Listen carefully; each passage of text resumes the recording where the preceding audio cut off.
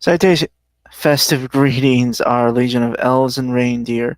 Welcome to Podcast The Storm with socially awkward outcasts, socially awkward snowmen, crazy stalking stuffers, and all around naughty list members convene to talk and debate all things pop culture. With me, as always, is my co-host, the Jolly Holly Bookworm, aka the Authenticator, Dalton L. Mortimer. Good evening, everyone. I hope everyone had a fantastic winter solstice, considering it was 2 days Wednesday? ago. Yeah, Oh no, wait, was it Wednesday? No, it was the Thursday. 21st. So, day before yesterday. Thursday. hmm Um, yeah, and I am your host slash Santa Claus burglar that brings some pop culture. And I am really proud of myself that I lined up that song and GIF with today. hmm Uh, Also, if you've noticed that Brainstormer sounds much better, it is because one of my gifts for him this year was a new headset mic. So, hopefully the audio is as good on your guys' end as it sounds from my end, because to me he sounds dozens of times better, and there's okay, so much so less crackle on the two, line. two things. One, thank you, appreciate the gift. Mhm. And three, and two, fuck you, And why exactly am I being fucked today? because you're bringing up my shitty mic quality from before. Which I fixed, and that was one of your gifts this year. So shush. I also appreciate the, I guess, license plates with Superman on it. It's supposed to be a poster, but it's supposed to be like a metal tin sign type poster. Yeah, like the things at bars, right? hmm Yeah, I'm just gonna have to figure out where I'm gonna. Well, I got a space to hang it. I'm just gonna have to drill a hole into my wall or a couple. Yeah, I apologize about that part of it. It's just I didn't know how exactly you hang one of those, so I didn't want to buy a hook or anything for it because I didn't know if it could actually be stuck to the back or anything. Uh, yeah, it doesn't look like it, but yeah. Um,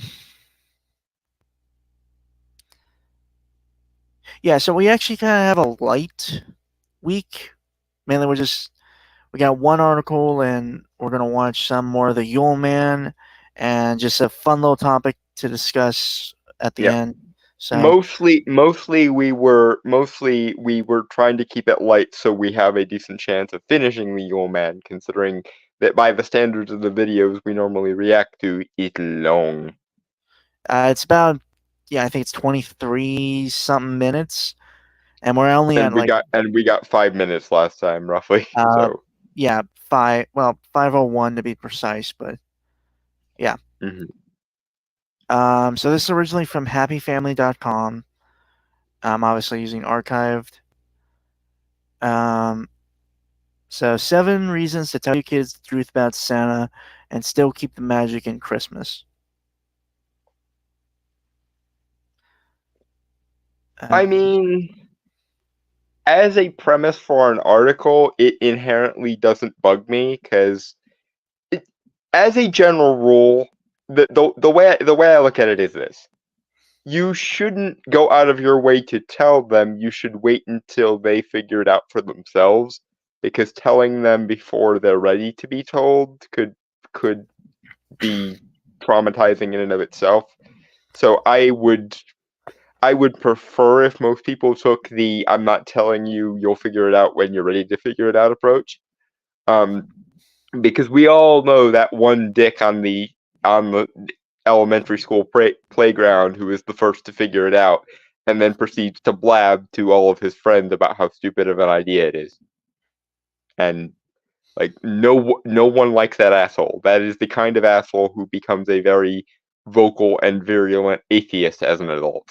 And mhm. nobody It's just not good. It's just not good form. There's some argument maybe to be made that you shouldn't tell them about Santa in the first place, so that they don't have to have the idea broken for themselves. But on the other hand, if you let them come to grips with it in their own good time, I see nothing wrong with it, because by the time they're ready to let it go, they will let it go. But trying to force it in either direction beyond that is silly, I think. Right. Right, before I forget, this was written by Cecilia Hilke. I believe that's how you say it. And if I say the name wrong, again, I'm sorry. I don't do names well. It's been fairly apparent if anyone's watched a modicum of our podcast episodes. It is conclusively proven Brainstormer is not good with names. I mean, if I hear it said to me first, then I can say it. Yeah, Usually. it's just a matter of not being able to guess how things are pronounced until they're said, I guess. Anyway, moving forward. Yeah. Okay. I'm a little nervous to tell you this story about my childhood and how we celebrated Christmas in my family growing up. First off, I don't want to offend anyone who doesn't celebrate Christmas. Secondly, I'm calling into question the long-standing Christmas tradition of telling kids about Santa, especially the part about if you aren't good, Santa won't bring you any gifts. You know, that that makes sense, to be fair. I mean, I'm of two minds on it, because my approach is let them enjoy the idea and only stop when they're ready to stop, I guess. But as far as the good behavior, bad behavior thing, let's be honest here. Most kids, their lapses into naughty behavior are minimal enough that most kids at least wind up on some level of niceness, unless they're an absolute and complete brat. But Dennis the Menace. at that point, it's not the concept of Santa's fault that your kid is a brat. It might be your fault as the parent if your kid is that much of a brat. So most kids, in my experience, and certainly from when I was a kid,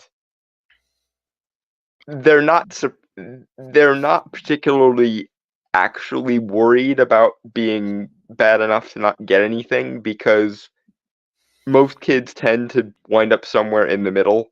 Like, they're not angels, but they're also not freaking Hellspawn. junior. Yeah, they're not junior from Devil Child or anything.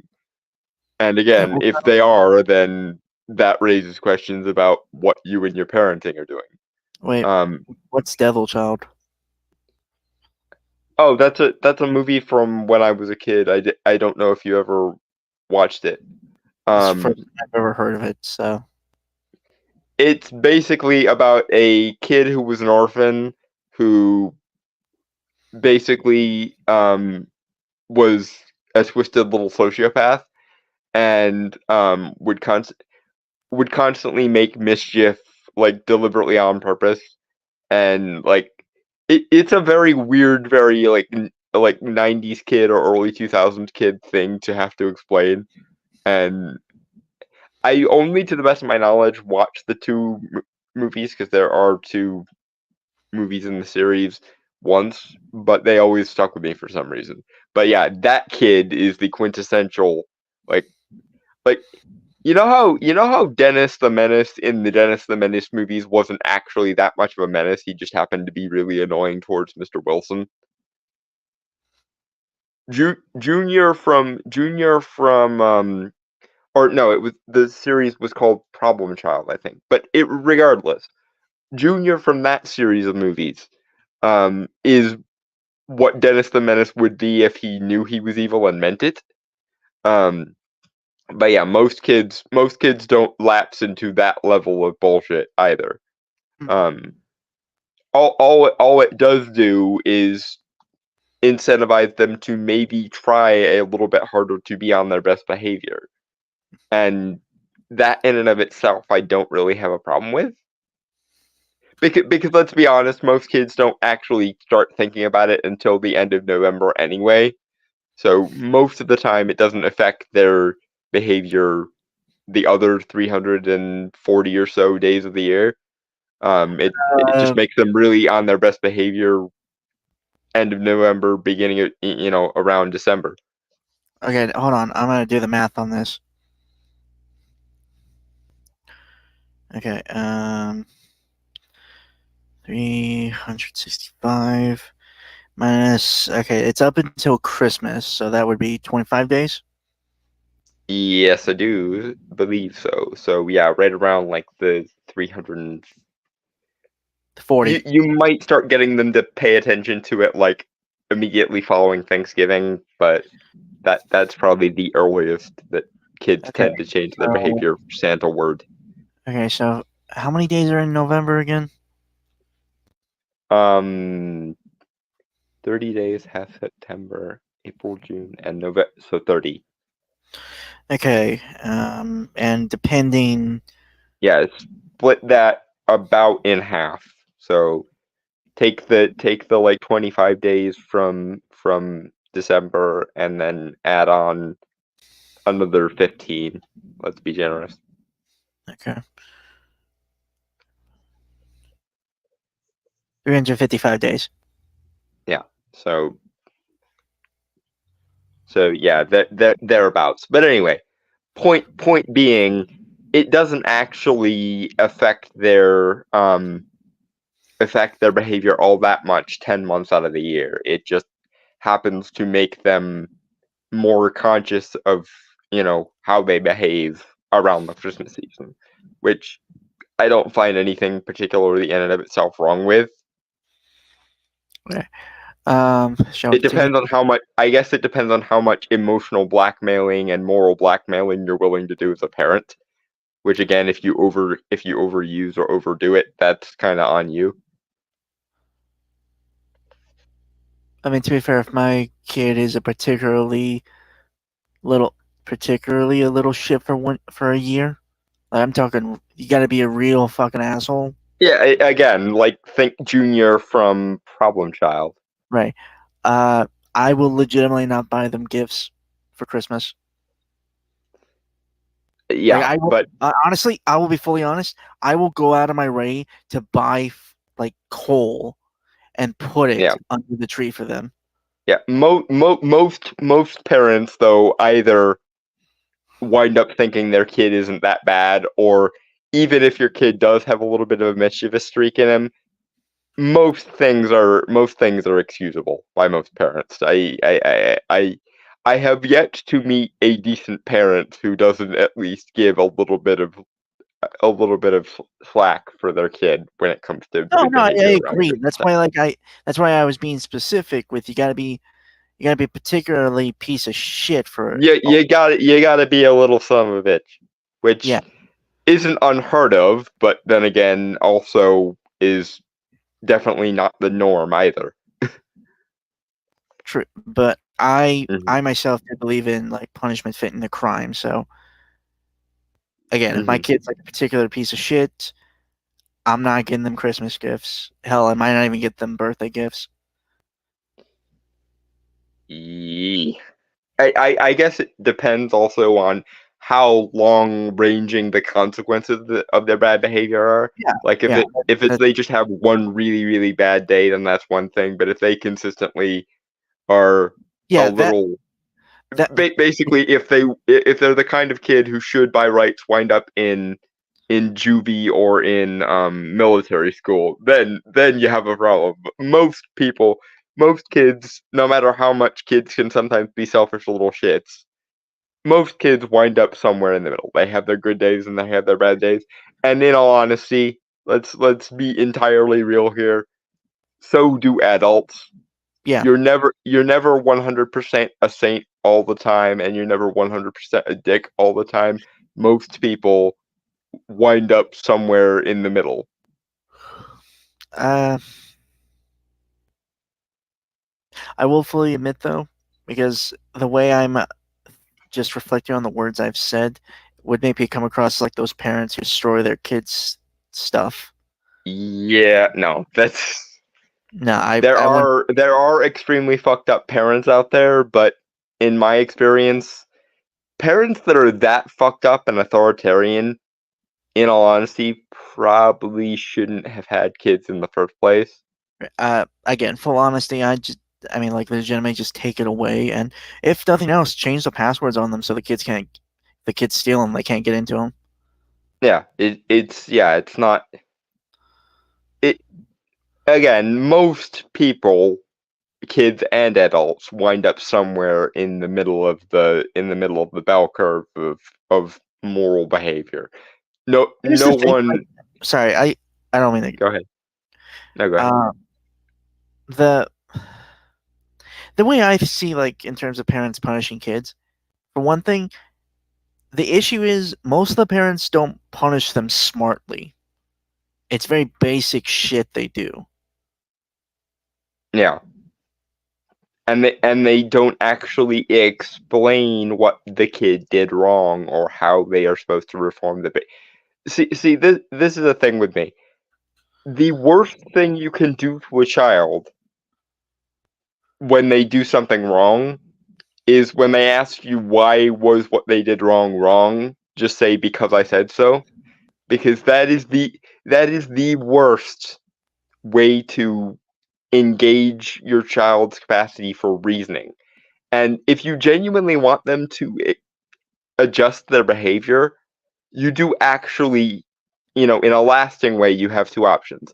Either you can terrify the living shit out of them, which I wouldn't call particularly humane, or and if that's the way you do things, then you're going to wind up raising a sheep who does whatever anyone in authority tells them to do, which is not healthy for their psychological or moral development. Or B, you can sit them down and fucking explain to them what they did wrong with actual reasoning put into it. And if you, as the parent, don't want to put the effort in to find the reason why what your child did was wrong, then chances are either A, you need to actually look at yourself in the mirror from time to time and figure out why you think the things that are wrong and why you think the things that are right are right. Or B, your kid might not actually have done something wrong. They might have just done something you don't like. And this is definitely something that separates a good parent from a bad parent. A good parent can tell the difference between something that I just don't like and something that is morally wrong. A bad parent treats their child like a prisoner or a slave. So we're gonna move on because we have spent like Yeah, 10 or 12 minutes. we have dug to the bottom of the um naughty and nice well and truly. I think that's the longest rant we've ever done on something so like minor and ephemeral as like one mention in a sentence. That was only the first like paragraph. Yeah. So yeah, we should definitely move things along, otherwise we will never get to the end of the Gilman video. You might disagree with me, and that's okay. I have faith and trust in you to respectfully disagree. So thanks in advance for being a safe space, and thanks for reading. I will promise you to be reasonable. I will not promise you a safe space because a safe space is not always it there's a difference between wrapping someone in cotton wool and being reasonable, and I reserve the right to revoke your safe space as and when you are being dumb. So I will do my best to be reasonable. I do not make any promises about a safe space, because if you are being unreasonable, then I will not soft pedal the fact that you're being unreasonable. Oh God. Anyway, moving on. Yeah, one sec. God, I've been up too long. What time did you get up today? Early. I didn't check. Hmm. Shit. Maybe no, maybe 5:30. I think was the time. Oh yeah, no wonder you're getting tired. Anyway, Oh please, moving forward in any dude, case. dude, please, I've waken up earlier and going to bed at midnight. I mean that's fair. But in any case, let's move things along so that you actually have a good chance of being conscious by the end of the live stream. Oh, I've been worse, and we've done this fine. So Yeah, but now that I you say that shouldn't out loud, that actually sounds really sad. a bit. You do have a very you have a talent for making things sound a little bit sob story ish sometimes without meaning Okay. to. Anyway, let me. Here it goes. When I was 2 years old, my parents told me that Santa Claus didn't exist. Two, I that's quite a bit extreme. I'm curious how they explain that to like usually a kid has to be like 4 or 5 before they even start like developing a personality or like you know yeah, maintaining memories and shit. So I'm curious how you were cognizant enough to know what they were saying when you were 2, especially because in my experience most parents don't really tell their kids about Santa until they're around 4 or 5 years old in the first place. So maybe you were a high functioning little shit. If so, congratulations for being so salient at 2 years old. But on the other hand, that's that. I again, I am curious, just logistically, how you knew what Santa Claus was at 2 years old, because most kids aren't even talking at 2 years old. Like they're beginning to toy with individual words or maybe short sentences at 2 years old. Most kids, unless you were the kind of kid who was raised on a bunch of TV shows and movies, which I suppose is feasible, but it could logistically be. it doesn't. Logistically, it doesn't really make much sense for a 2-year-old even to know that Santa Claus is a thing before their parents told them he didn't exist. If so, why didn't they just avoid telling you about the thing in the first place if they were that keen on you not believing in Right. Okay. logical questions? Sorry. Yeah. It could be that they could be exaggerating.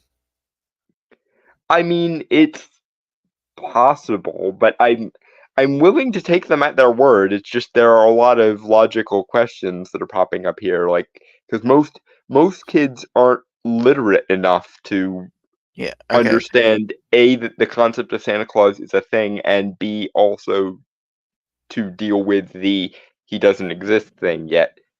Because again, most kids you don't tell them about Santa until they're at least out of the toddler phase. So like 4 or 5, or maybe 3 if they're particularly, um, a particularly high functioning All right. little shit. Uh.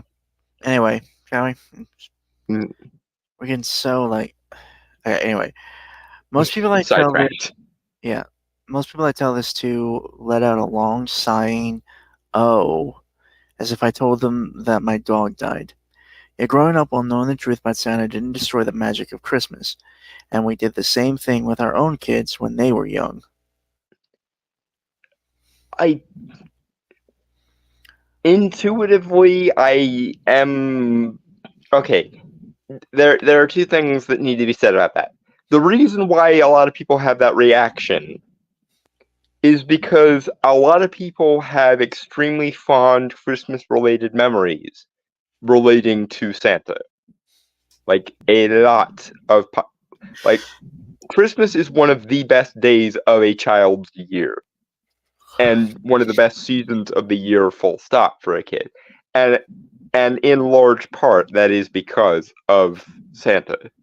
Um so yeah, a lot of people, the reason people reacted to it that way is because people have enough empathy to know that if someone told them that at 2 years old, again, excluding the possibility that they would even not, that they would even know what was being said to them at that age, because again, most kids don't start developing what you could call a personality until like the most you can usually get out of a like 1 2 year old or a toddler is a general guideline as to what their temperament is like. But kids don't usually start developing a personality until they can start forming long-term memories. And for most kids, that's like between 3 and 5, they start developing long-term memories and therefore also start developing a personality. So I think what's happening there is a lot of people are looking at that and saying they're looking at what you said to them and going, "Oh, so your parents didn't even let you believe for a little while." Like I remember in the TV show The Librarians, it was considered shocking that, and deliberately so, that Cassandra Killian's parents told her at the age of 3. And I would generally agree with that. That's a bit too soon to put that idea in their head because again, most people barely understand the concept of Santa to begin with at that point. And two, it's robbing childhood of some of its innocence and mystique, like the wholesomeness that is childhood. So yeah, a lot of people are probably just looking at that going, Jesus, that's quite early, and you probably were robbed of a lot of fun by way of that.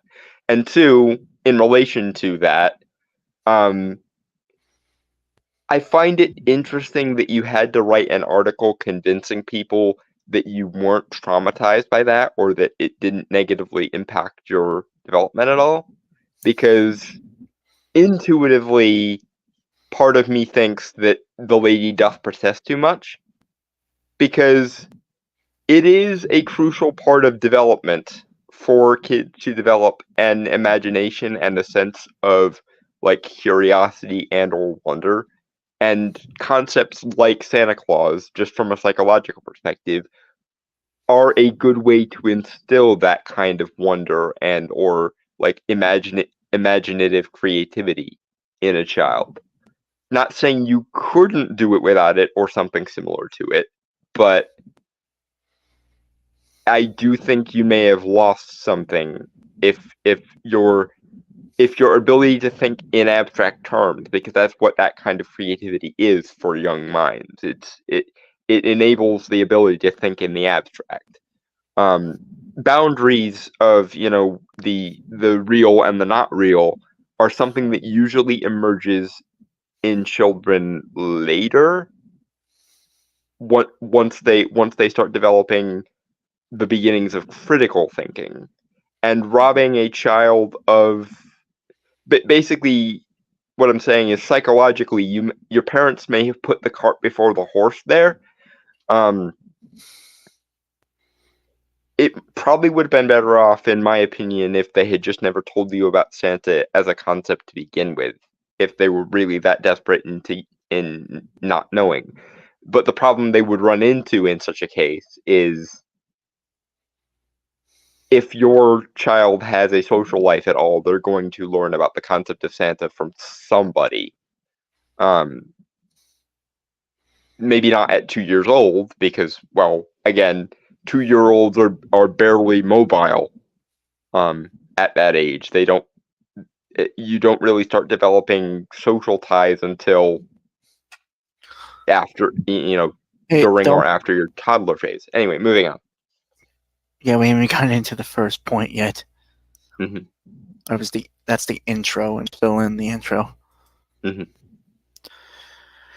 The "you be good this year, otherwise Santa won't give you any gifts" aspect of Christmas is a little problematic for parents like you and me. I'm sorry to say I'm not a parent myself, but I've I have an understanding, if nothing else. I think I already addressed this in the first like sentence. In and of itself, I don't see any problem with that. The only question is how how much of a crutch are you as the parent using that for, and how strict are you being with your criteria for goodness? Because most genuinely decent parents cut their kids a little bit of slack. And unless they do something really, really screwed up, it doesn't actually make that much of a difference. So in most cases, I don't think that aspect of Santa really does that much damage. Again, it depends on how stark and strict and authoritarian you as a parent want to be about it. But it's one of those things of if you misuse this tool, then some of it is at least on you. Moving on. Yeah. Hold on. Okay, let me reread that because I stopped mid sentence. Hmm. The "you be good this year, otherwise Santa won't give you any gifts" aspect of Christmas is a little problematic for parents like you and me who choose to raise their kids knowing that they are loved unconditionally. But my discomfort with Santa doesn't end there. Okay, but here's the thing. How how literal are you being with that? Because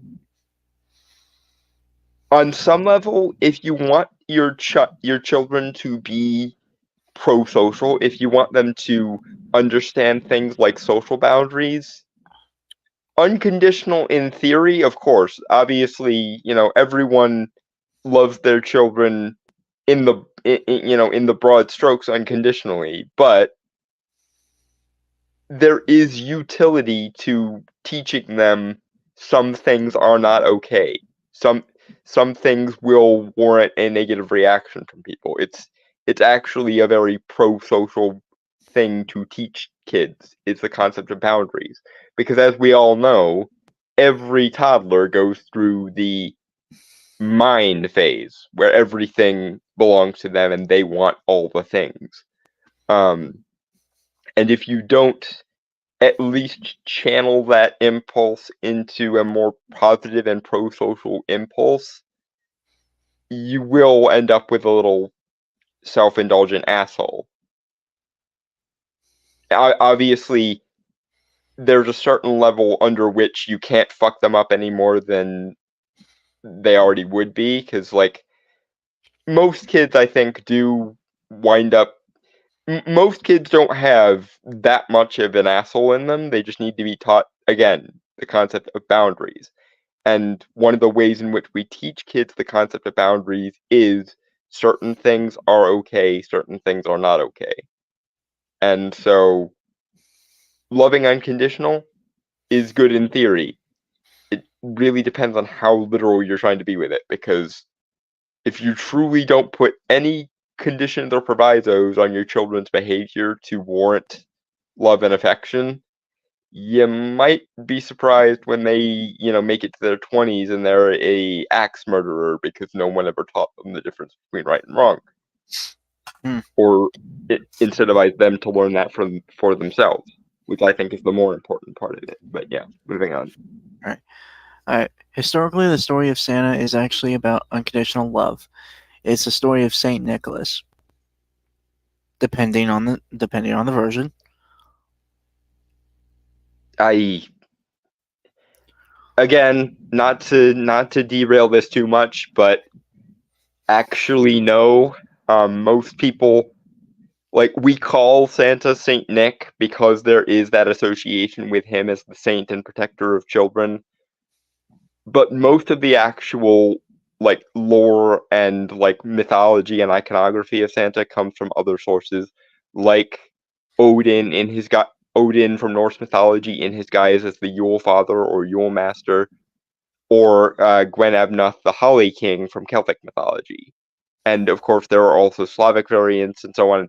My point is that the connections between Saint Nicholas and Santa, such as they are actually fairly minimal, especially because if you know anything about the stories of Saint Nicholas, some of them are actually very dark. Like there is one story in particular where someone chops up children and puts them in a pickle barrel, and then Saint Nicholas resurrects them. I am not kidding. That is an actual story associated with Saint Nicholas in like the strictest of Catholic terms. And that is partially the reason why the connection between um, Santa Claus as a concept and Saint Nicholas are rather niche and superfluous, and much more are the associations between him and figures like Odin, the Holly King, or even Saturn in terms of the connection between Christmas and Saturnalia. So probably not. No, actually. Anyway, moving on. All right. Give me. All right. Nicholas, an early Christian, secretly gave money 3 separate times for 3 sisters whose father didn't have enough money for a dowry for them to get married. During the night, he snuck the money into their stockings. One night, the father caught St. Nicholas. Nick asked for him to keep his secret. St. Nick gave to this family unconditionally because of his love for God. Again, you are kind of cherry picking Saint Nicholas stories because Saint Nicholas also has a bit of a dark side. If we're going by the historical and canonized Nicholas of Myra, the actual Catholic Saint Nicholas, there are quite a lot of dark stories in the canon of Saint Nicholas stories. There's even a story where um Saint Nicholas found out a baker was baking cheap bread and shortchanging his customers, and so he put a curse on the baker and came a year later to discipline him after the guy's business had almost gone bankrupt, and from that point on, the baker always gave his customers extra, which is a bit dark and blackmail flavored for a story regarding a saint. But there I say again is the reason why while some people refer to Santa Claus as Saint Nick because there is that association of Saint Nicholas as the protector of children. Also archers and sailors, oddly enough, which doesn't often get much of a mention. But while there is that association, a lot of the iconography comes from other figures, like Odin as the Yule Father, Gwenebnud, or Slavic figures like Grandfather Frost, and or um I forget the actual one of the other names for him. But my point is that a lot of the figures that influence the Santa mythology or the Santa character are pre-Christian and in fact pagan or polytheistic in nature. For example, you'd be hard pressed to find, apart from maybe in a black household or an actual like Middle Eastern household, you'd be very hard pressed to find a Santa Claus that wasn't white, and that's because most of the iconography of Santa comes from Yule spirits or winter spirits that were from Europe and therefore were usually seen as Caucasian. Also because, winter spirits in particular were thought to be rather white, both in hair and in skin, because, well, they were the season where everything was fucking cold and where snow was on the ground. So there's that. Anyway, moving on. The modern story of Santa is about surveillance, stuffing your feelings down, and not expressing your emotions. Um, Let the me survey. hold on. Let me read the point then. Mhm. You bet. You better watch out. You better not cry. You better not pout. I'm telling you why. He sees you when you're sleeping. He knows when you're awake. He knows if you've been bad or good, so be good for goodness sake. Those lyrics are just creepy. I think that kids need to have privacy, space away from adults, freedom to fully express their feelings. I think you've very much misinterpreted the song. Yeah, like I will give you the surveillance point because, the idea of he's watching you, someone is always looking over your shoulder, yada yada yada. Although it must be said that if you have a problem with Santa doing that, why the fuck do you teach kids about God? Because a lot of the stricter forms of Christianity also see God as this constantly surveilling, constantly judging father figure. But I'm not gonna wade into that piranha's nest for just this exact moment. I will give you the surveillance point, because that is sort of implicit in the game of the Santa mythos. But bottling and or stuffing their emotions down, no, that I will not give you, because what you just said, that assumption insinuates that pouting and having negative emotions is normal and everyone has them and the only way to turn them off is to stop them down. Well, I will tell you from where I've always interpreted that is not don't share your emotions, don't act on your emotions, don't blah blah blah your emotions. My assumption, even when I was a kid listening to that, was it's not that you should deny your negative emotions, it's that you should try your very best not to have them and or not to make them everyone else's problem. Which I guess at a stretch you could call, trying to control your emotions or trying to restrain your emotions so that you don't do negative things to other people. Somewhat repressive, kind of, sort of. But again, I lean more on the idea of don't cry, don't pout is not suppress your emotions, never feel bad, never make a fuss. It's you should try to be the kind of person who doesn't have those negative emotions and is therefore pleasant and nice and like benevolent to people. Because here's the other thing.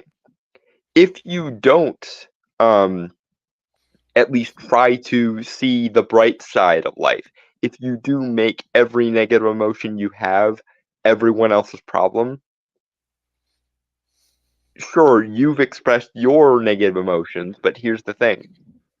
If you make a spectacle of yourself, if you throw you know, uh, if you have an absolute breakdown or an absolute hissy fit, you are actually spreading your negativity because now you have expressed your negative emotions, but you have also brought the emotions of other people down. You've taken someone who probably had a positive to neutral attitude or positive to neutral disposition, and now you have made them angry or upset or sad. And that actually is negative. That is spreading misery when you should be trying to spread joy, which I think is part of that point of the song of instead of making your negative emotions everyone else's problem, try to be a nice person so that you can spread joy and happiness instead of misery, anger, or brattiness. But maybe I'm weird. Moving forward, unless you have a thing. No, no. We want our kids to know that we love them unconditionally. No matter what our children do, our love for them will never diminish. I don't like all the things my child does, but I always love her for everything she is and everything she isn't. In that loving space, I find ways to teach her to be more of who she is meant to be. Again, like in principle, that sounds nice and lovely and sunshine and lollipops and whatnot. But you do actually have to teach your children about boundaries, which again is part of the point of the song. Because by pouting, by being a brat, by being a miserable son of a bitch, let's not beat around the bush, you are not just expressing your own negative emotions, but you're also probably bringing everyone else down and or inflicting negative emotions onto other people, and in that way harming them. There is scarcely anything that can ruin someone's day faster than someone throwing an absolute hissy fit in public, because now you have made your negative emotions someone else's negative emotions. And all that does is spread the negativity around. And again, I must point out, while obviously every good parent hopes that they love their child unconditionally, it's actually somewhat harmful to a child not to teach them this thing called self-regulation, this thing called boundaries, or not to incentivize them to gain that for themselves. Because they are going to have to grow up into the world. They're going to have to deal with people. And if you don't teach them how to process their emotions, how to not take every negative outburst they have out on other people, they're going to be the kind of people who get socially isolated and shunned because other people don't like dealing with them.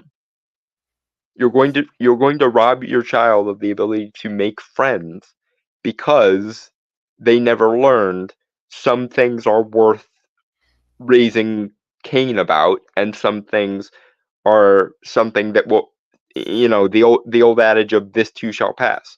I'm not saying you should teach them to never express negative emotions or never get angry or never be sad, but what you should definitely teach them is tantrums are not the first recourse when you have a negative emotion.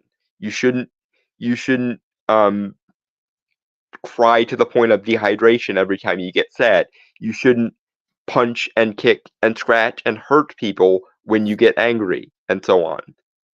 And not teaching them that sense of boundaries actually hurts your child in the long run and makes them socially unlikable enough that you might wind up condemning them to a life of isolation because no one wants to deal with someone else's bullshit. Moving on. Right. Okay. Behavioral science tells us that we get more enjoyment from being kind to others when we don't get anything in return. When our kids act kindly out of the goodness in their hearts, not because of threats or bribes, it is naturally reinforcing.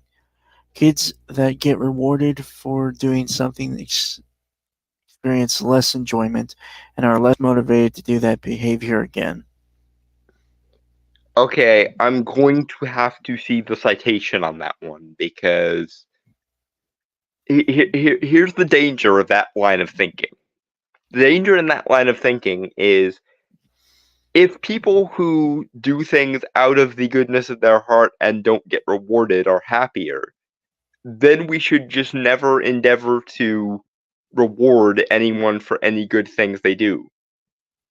It at least has the sincere potential to fall into one of my least favorite things, which is the vilification of transactions. On the other hand, though, one thing it might end up teaching the people around us, if we take that logic to its fundamental conclusion, is when people do good things for me, I have no obligation to do good things back to them. And that is bullshit. And not only is that bullshit, it's somewhat isolating, because imagine you lived in a world where you tried to do your best for people or to people, and they never felt any obligation to return the favor, never felt any obligation to pay you back, never felt any obligation to treat you kindly like you treated them. That's fucking horrifying, and that would drive someone. And in fact, many people who experience suicidal ideation do have that thought of I'm worthless. I don't deserve good things to happen to me.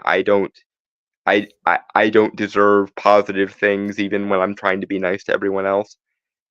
As a general rule, society tends to work on the premise, at least, you know, in, all other things being equal, we prefer to believe that what goes around comes around. We prefer to believe that if I do nice things to people, good things will happen in return, or they will do nice things to me in return, depending.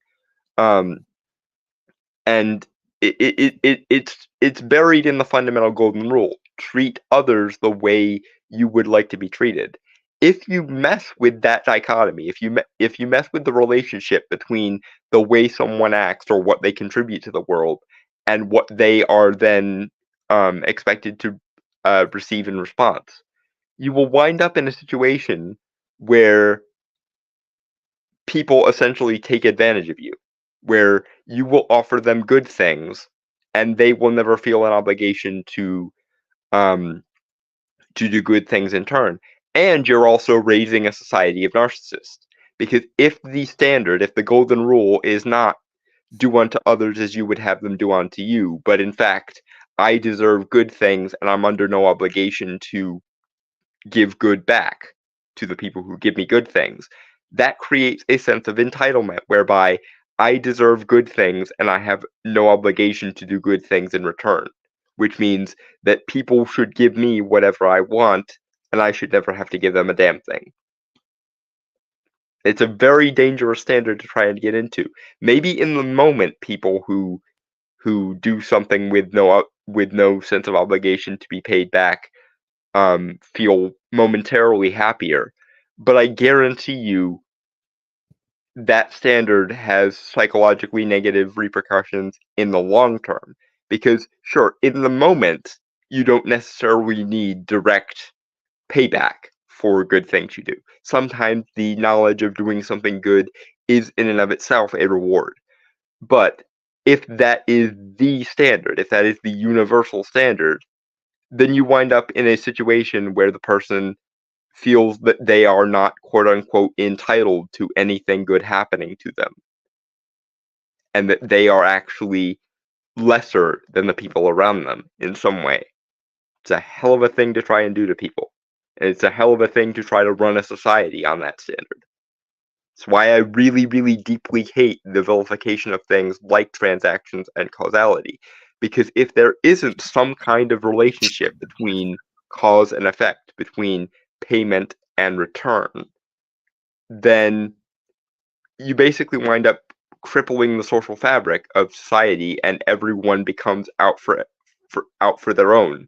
It's I can never expect anything from other people, so I'm just not going to give a shit about other people. I'm going to see to my own devices and get as much as I possibly can while giving nothing back in return. It's a way to create depressed people and it's a way to create narcissists, but it's not a good way to run a civilization. Moving on. Right. Give me 1 sec.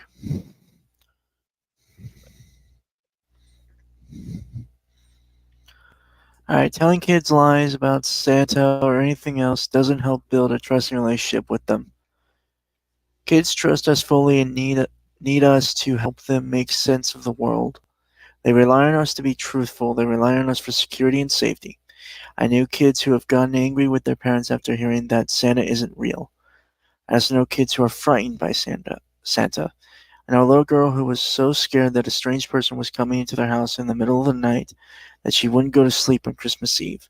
Finally, her parents convinced her that it was actually a Christmas bunny who would deliver the gifts. A lie on top of a lie.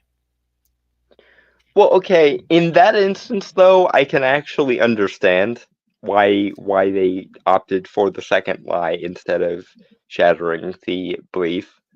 Um and he, I will give you at least some marks here because I can understand where you're coming from. However, in my estimation, the negative situation when it comes to kids who get angry at their parents for telling them Santa isn't real um, is not that that they had the negative response. It's that the parents told the child before the child was ready, before the child came to terms with it on their own terms. Um, that's why I don't advocate for parents telling the child that Santa isn't real at all. I advocate for waiting until the child figures it out on their own terms, because when it's the child themselves who figures it out, they have already done the internal work to not be harmed by it. But when you take something extremely positive from people's childhoods, and for most people, Santa is a very positive thing for their childhoods. Again, it's why Christmas is probably the best day of the year for a lot of children, be they Christians or be they not. Because let's face it, most people celebrate Christmas in a very secular way rather than a explicitly religious way. But my point is that Santa is remarkably positive and comforting and associated with a lot of good memories for a lot of kids. So when you pull that rug out from underneath them, when you take away that positive security blanket, that tells the child on some kind of paper the things that you hold um the things that you hold as positive or as meaningful are lies, and more importantly, I, the parent, lied to you, and then I took it away, which hurt you. So, yeah, I would advocate in that situation, don't tell your child until they figure it out for themselves. And frankly, some parents would push back on me for that, of saying like, well, there's a certain age after which that they shouldn't believe anymore. And my response to that is, that's not for you to decide. That's for their neurological development to decide. You you don't get to do psychological damage to your kid because you have some norm-based idea in your head of, okay, after this age it's been too long. Like, no. Let the child come to terms with things on their own terms, so deal with it. Um like that to me is the real risque part of this, is some parents have a very normative idea in their heads where, like, they have a cutoff of, like, after this age, you shouldn't believe in Santa anymore. And I think that does more damage than the quote unquote lie in the first place, is by enforcing some kind of external mechanism rather than letting the child come to terms with it for themselves. As for the young girl who is so afraid of Santa, um, that you could probably resolve by simply asking, why is she afraid? And then listen to her when she tells you why she's afraid. And in the case of the parents who, spun up another lie on top of the other lie, um, it's probably because part of the thing that scared her was because a man I don't know is coming into the house. And one of the things we do teach kids fairly early on is stranger danger. So yeah, that's at least, part of that problem of, like, you can't teach kids stranger danger and then tell them about Santa, who is, for all intents and purposes, a stranger. Now, you can soft pedal that by explaining that, Santa is not a stranger. He's someone your parents know, or someone that society in general knows, and therefore him visiting is not any more dangerous than a grandparent visiting. But, you know, in the it on the odd chance that your child is traumatized by the idea of Santa, then yes, tweaking it slightly is a bit different. It is a bit better, I think, especially if they're very, very young, than just disabusing them of the notion full stop. Anyway, moving on.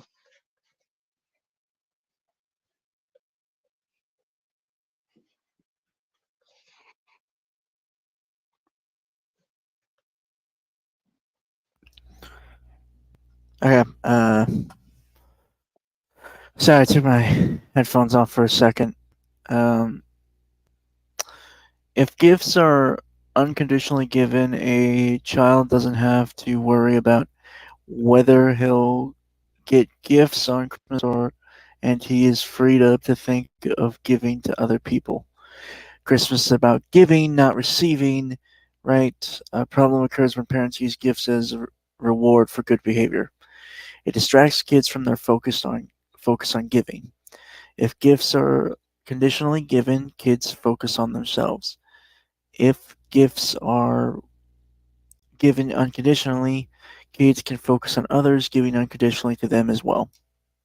Okay, I'm going to take this and I'm going to turn it back on you because there's a very obvious there's a very obvious exception to this rule that you appear to not have noticed, which is if you teach kids that things are given unconditionally, then they are actually more likely to be self-focused. Because if you get things simply because you deserve them because, then that means you are owed them by default. That means you're entitled to them.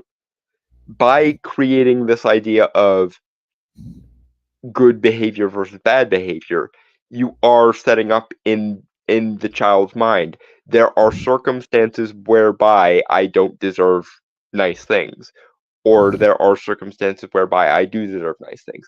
By teaching them that element of meritocracy, the idea of good things happen to you because because you put essentially you put good in, you get good out.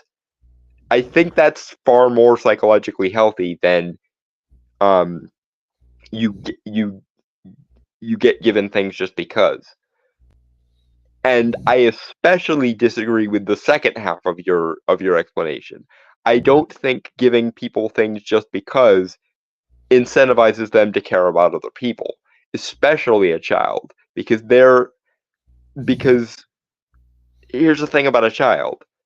Their sense of abstraction isn't isn't founded yet. They don't have a sense of wide-ranging or abstract consequences. They have a very straightforward, very linear, and very literal sense of consequences. I don't know where you're getting the idea that if you give kids things just because, they will then turn around and want to give things to other people. Again, especially because children definitely go through a everything I want is mine by definition phase. Um, and if you don't channel that impulse into something positive by teaching them about consequences and transactions, by teaching them about cause and effect, they will say, or at least have the potential to stay. I'm not going to say that no child is good enough to snap themselves out of it or even have a empathetic impulse, but um, teaching them that they get given things just because is far more likely to leave them stuck in the everything I want is mine by definition phase, rather than the things I want are mine if and only if I live up to this implicit contract of I am good, therefore I deserve good things. I was bad, therefore I deserve less good things. And mind you, as I said at the beginning of the article, most parents aren't that strict about the whole good versus bad thing. That's the simple sad truth of it. Is most parents do cut their kids enough slack where you would have to do something profoundly misbehavior in order. You would have to do some pretty profound misbehavior for a parent to actually take a gift that they were previously planning on giving you away. Um, and most parents, in all honesty, most parents give the same amount of gifts whether the kid is bad or not. But teaching them that it is related to the idea of good versus evil or naughty versus nice at least puts the idea of cause and effect or transactional relationships in their head so that they do have an incentive to be like, okay, I will get more presents if I try to be good, so I'm going to try to be my best. which gets the kid thinking in aspirational terms. And more importantly, getting a kid to think in transactional and aspirational terms, I think, is more likely to get someone thinking in terms of someone did something really nice for me, therefore I'm going to do something nice for them. But if you don't get them out of the everything I want is mine by definition phase first, they will forever be stuck in the world owes me shit for simply existing phase. And that's not a good mindset to be trapped in. That's how you once more create a narcissist. You can also create a narcissist by preventing them from having any transactional rewards at all. Like, if you never give a child anything good for doing good things, they will learn that I just get beat up by the world because that's who I am, and that's how you create a person who thinks they'll never be good enough. The best course of action, in my opinion at least, is to teach them the relationship between cause and effect, and try your hardest to make sure that when they do the right thing, they are rewarded for that good thing, and when they do the wrong thing, at least try to instill in them the idea that they might not deserve everything that's handed to them if they do enough bad things. Moving on. Telling the kids about Santa does not take away the magic of Christmas. The fun of Santa is playing the Santa game, writing a letter to Santa, leaving out cookies and milk, having the gifts appear magically overnight. You can still play the Santa game. I did and I still do. And have all the magic of Christmas without lying to your kids.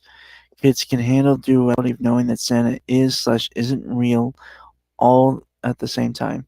They will still believe in magic. You won't be taking anything away from them. Again, citation needed. How exactly the fuck does that work?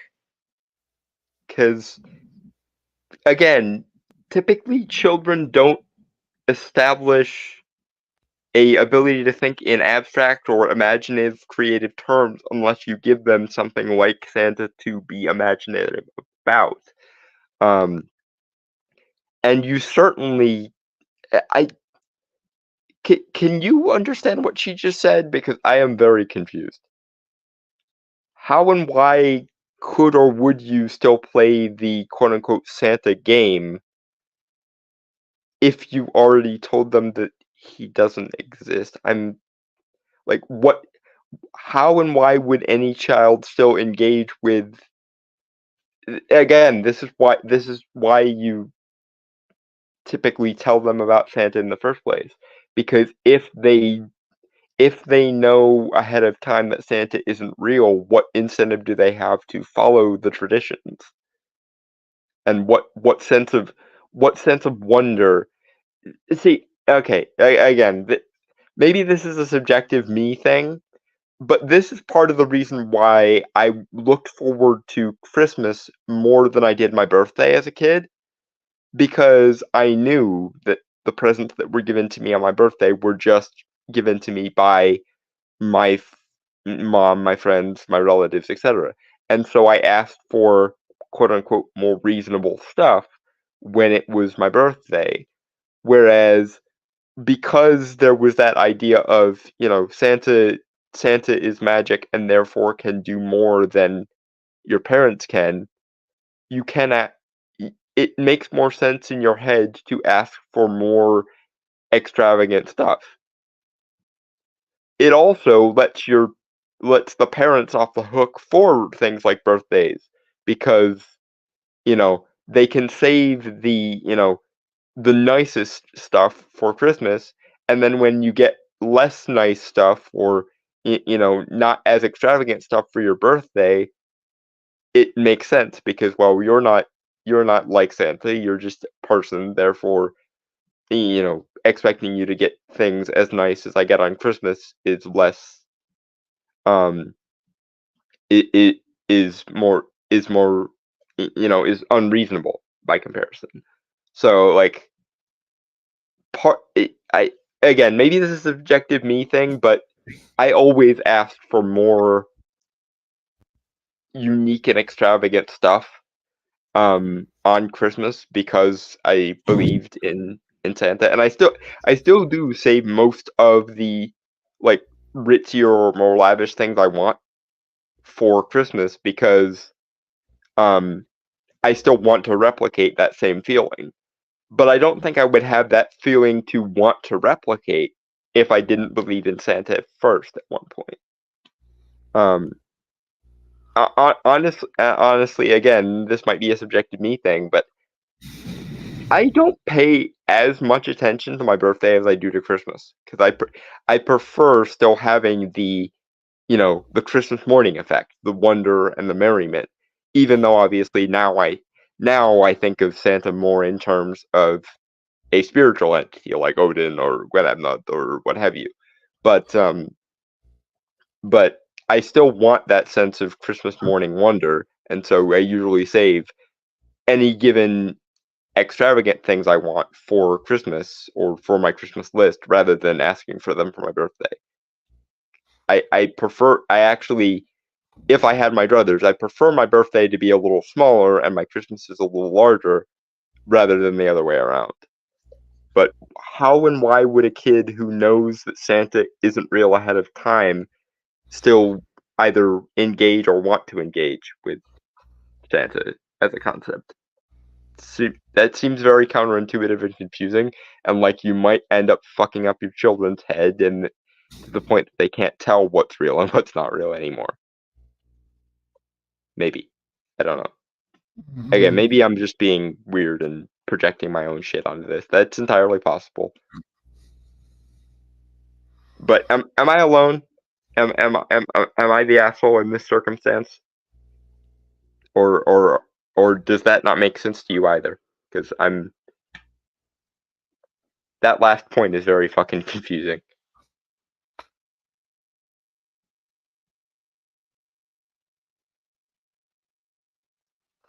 Brainstorm.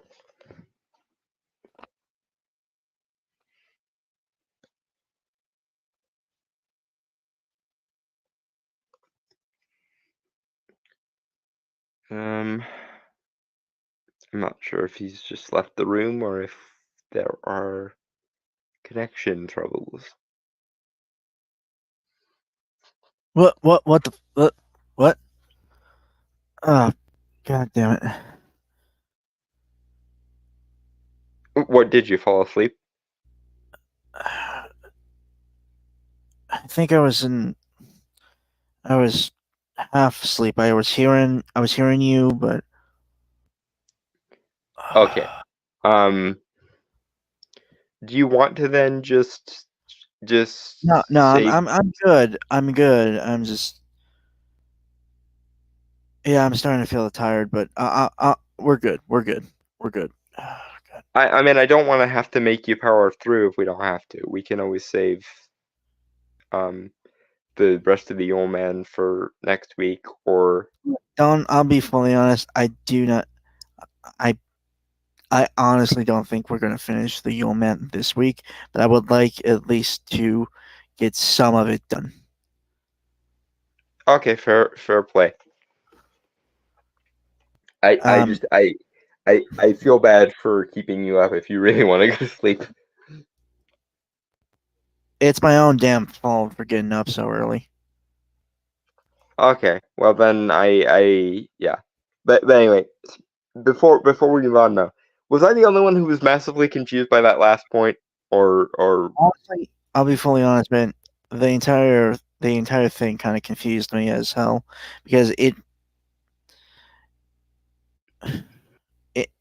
it really had no point. Like it was kind of a disjointed thing, which we've dealt with before, but it's been a while. if I must be entirely honest, I think that author wrote that because she was trying to cope. Like I honestly think she did miss out on something as a child because her parents didn't let her believe in Santa for very long, and now she's trying to justify in her head why her parents weren't fucked up for doing that, Mm-hmm. and or why she's not fucked up for doing it to her own kids. Like, I don't want to be rude and play armchair psychologist, but a lot of the arguments and points that she did make made no sense, especially that last one, because that Yeah. last one was absolutely fucking incoherent. Anyway, on with the Yule Man then.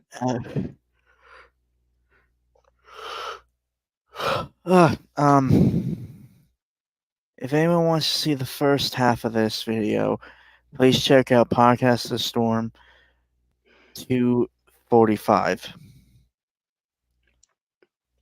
We'll be around to 250 before too long, which I guess does make sense because the anniversary is in March of when we started, and there are 52 weeks in a year. Yeah. Okay. Okay, now I can mute myself while I play the video, which is good. Mm-hmm. All right. Candy canes. Candy canes. If any, by which SCP-4666 determines the outcome of a Weisnacht event are unknown. Document 4666-5-30091, Weisnacht Events Log. Location: Unknown Village, Croatia, 1498. Description of Weisnacht event.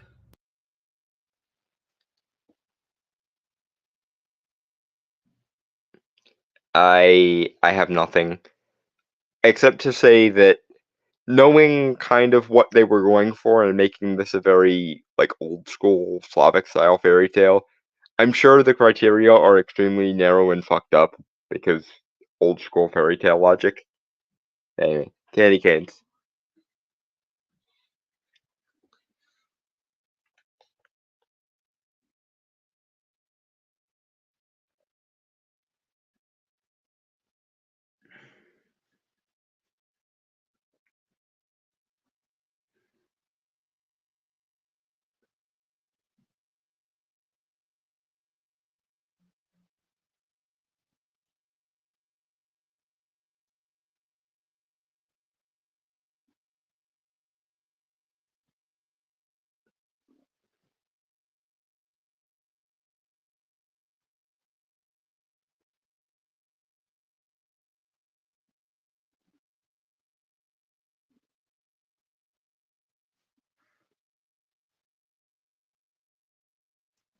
Brainstorm.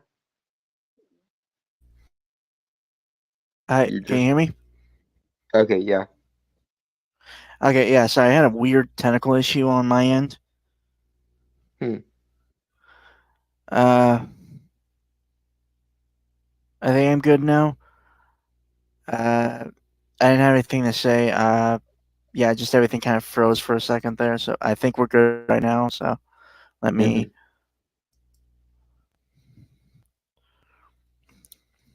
Candy canes. Yep.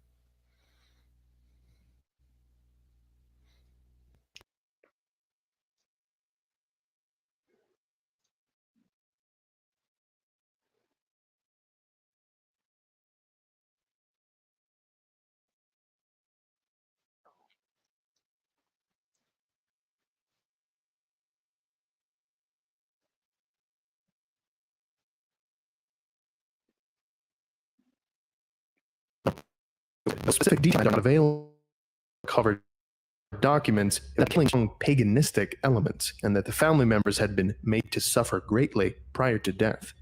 The archbishop who oversaw the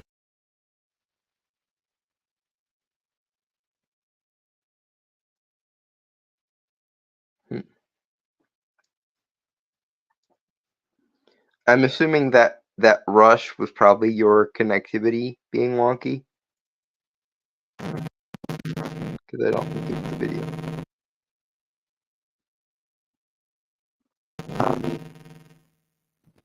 Yeah, I'm getting a weak signal right now. I don't really have anything with that. I'm probably honest. Okay, yeah. And ironically, the mic quality is still pretty good. It's just coming through a little echoey because of the connection. So, yay, your mic really works. they can still hear you fine. It's just it's being a little wonky. For the video. Well, the connectivity, the connectivity, weirdly stalled and then sped it up. Was all that happened in the video. I think I've mentioned this many times. It's a running joke. I have a really shitty internet. Mm-hmm. Next year, possibly a modem. I'm good. I'm mostly joking, but we'll see how the next 364 odd days go. Okay, well, I think you also consider this. A new computer running on a 2009. Yeah. I don't think I like that kind of money. So Mm-hmm. I guess it's making do with what I got. Though again, headphones and mic are appreciated. Mm-hmm. Alright, one second.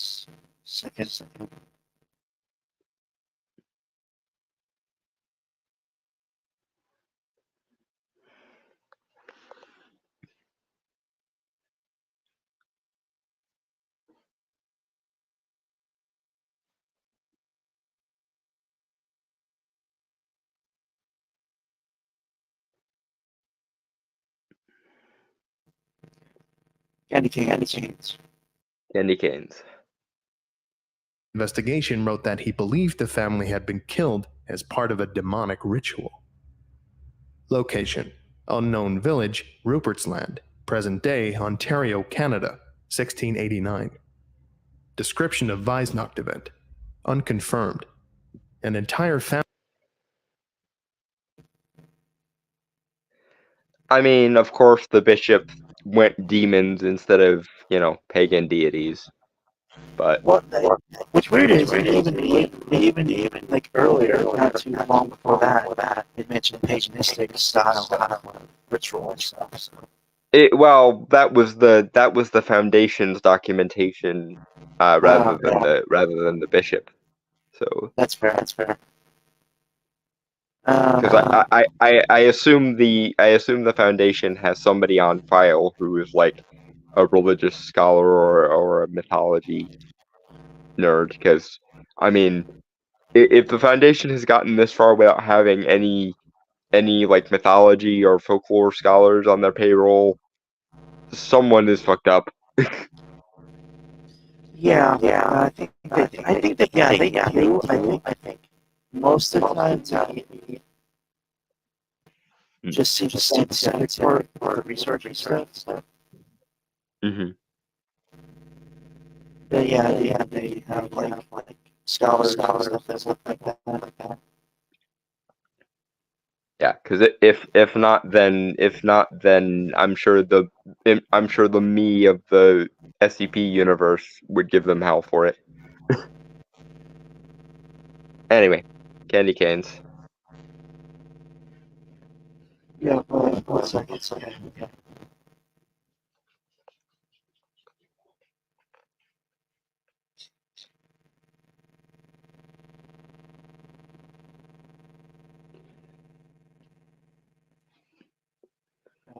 Candy canes.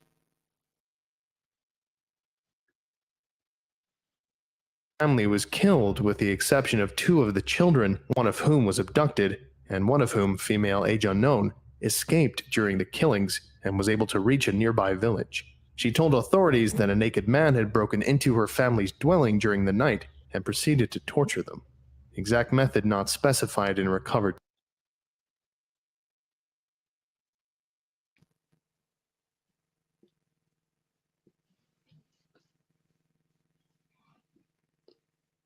Yeah. Again, this is the foundation can be the SCP Foundation can be so fucked up sometimes.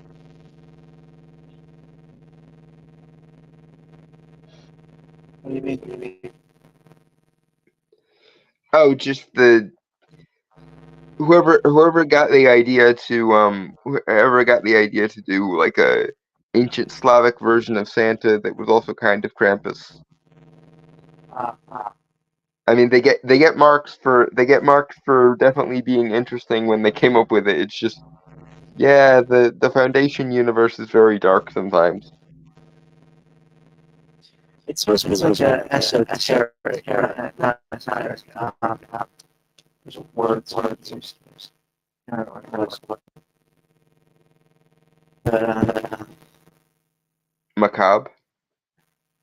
no, it's like the world. It's like it's like our world, but there are hidden horrors. You know what it was? It was on a Kickstarter. Lovecraftian.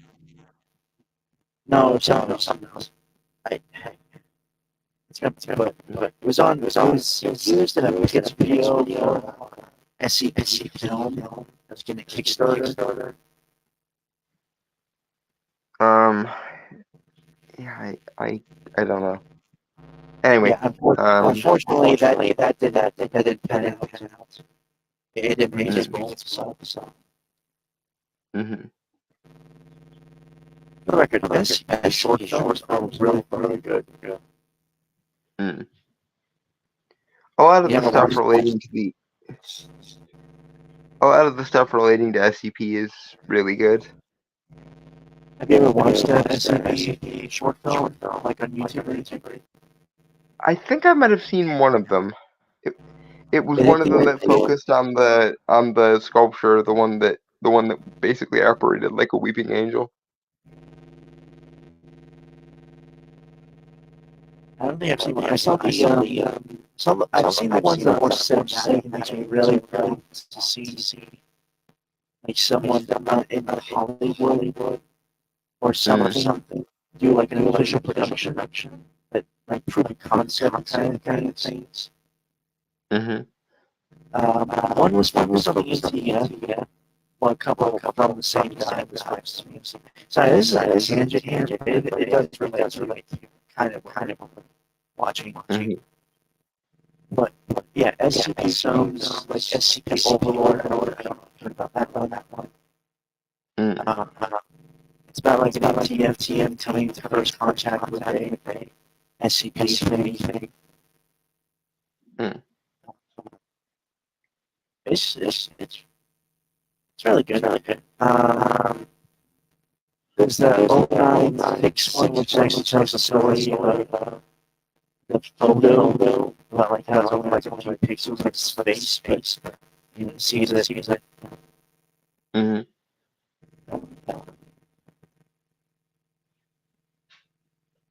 I think there was one that told the story about that immortal man that killed his wife and buried his brother alive. Mm. I can't remember what that is called. Mm.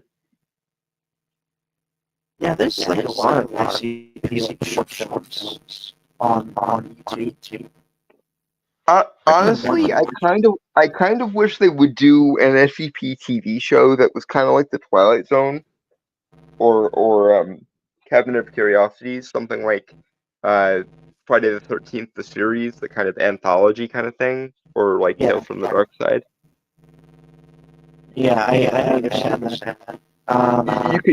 You could still have like a main cast of like researchers or a main cast of like Foundation personnel, but like each story could focus on a different SCP.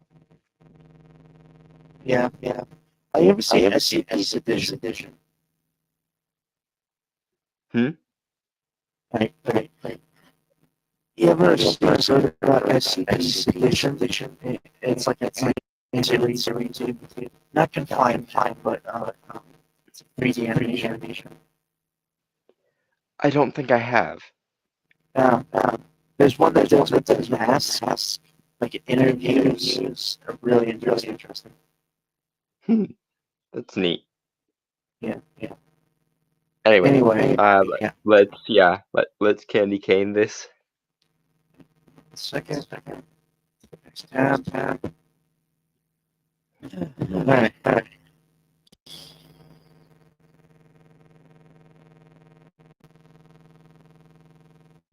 candy canes.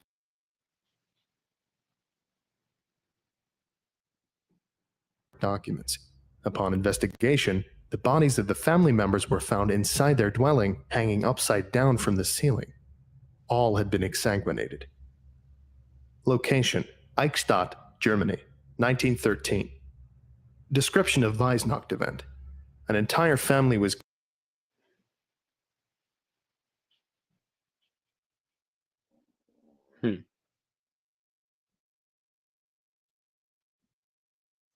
I don't really have anything to add here because it barely got through the rest of the summation of one of the events. Yeah. But you say what does that mean? Exsanguination, I believe. Sanguination means blood red. Yeah, so exsanguination is when all the blood has been like removed.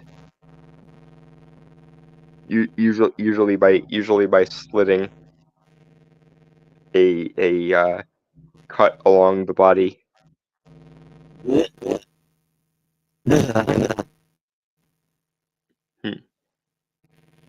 I have nothing blood.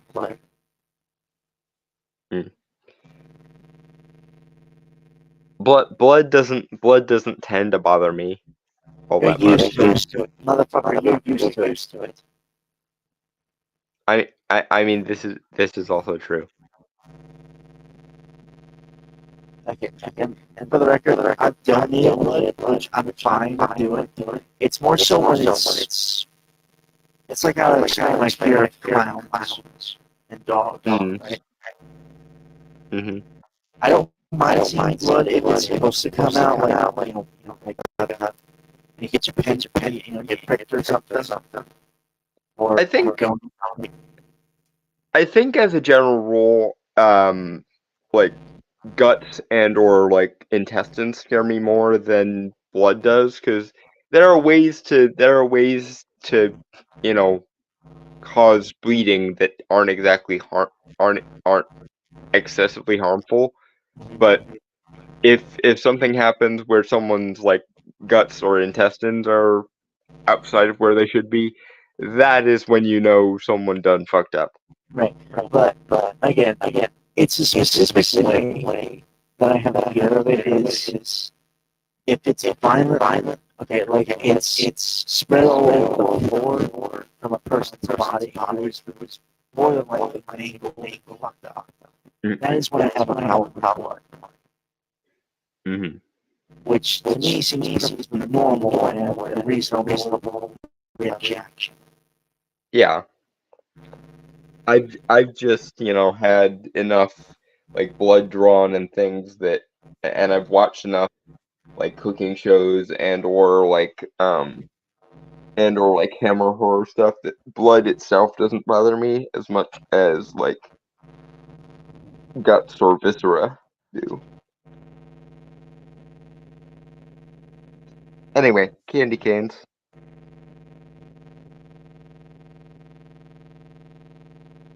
Yeah, one second.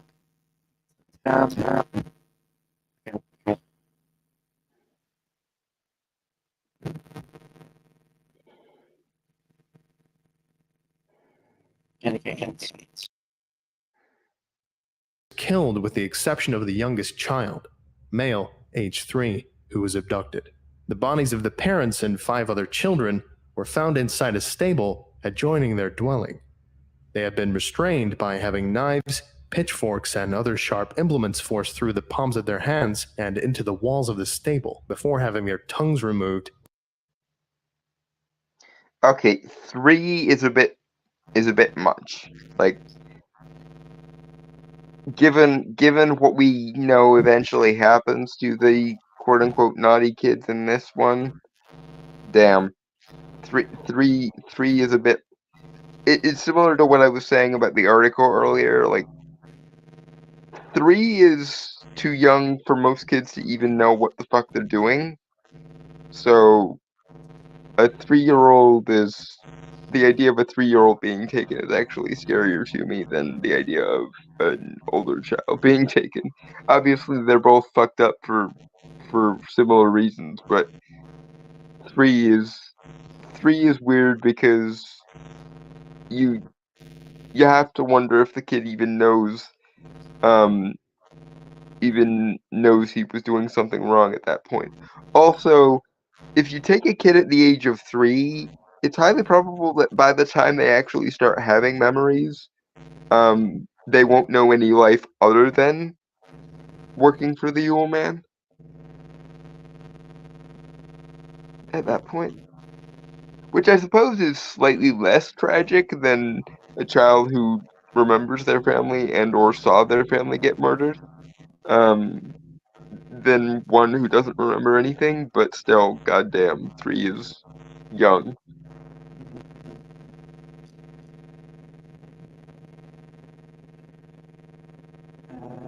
Trying to think if I have anything else. I think I do, so move on. Mhm.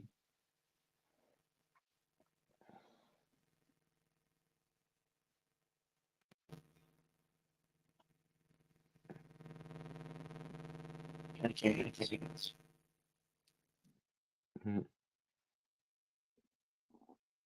leading to hemorrhaging and death.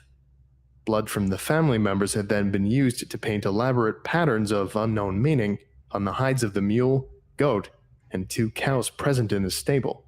The animals themselves were not harmed. Neighbors told the authorities that in the week preceding the killings, the father of the family had mentioned Yeah, again, it's very like old, like almost like animism time periods of ritual. Yeah.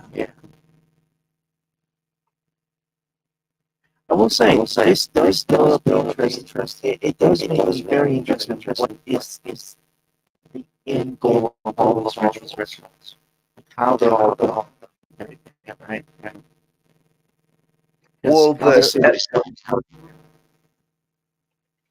mhm. The SCP itself is called the Yule Man, so I'm assuming that this is like some reference to ancient, like, Yule practices. Something like the return of the sun, or because typically most winter festivals happen um around the winter solstice, because the winter solstice is the shortest night of the year. And in a lot of cultures, there was this idea that the sun had to be reborn on Yule for it to then bring in the spring. And it's even kind of referenced in what is my favorite Christmas episode of Doctor Who, the Doctor Who version of A Christmas Carol, the idea of it being halfway out of the dark. So probably something related to you know marking Yule and or like bringing about the return or rebirth of the sun.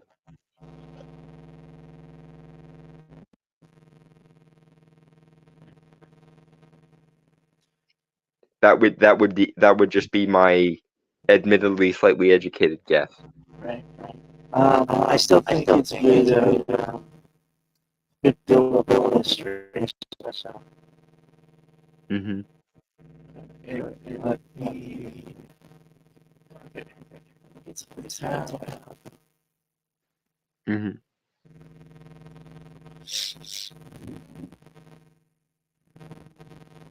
Candy canes.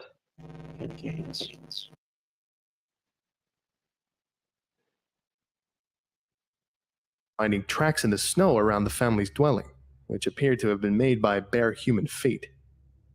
Location: Plios, Soviet Union, 1956.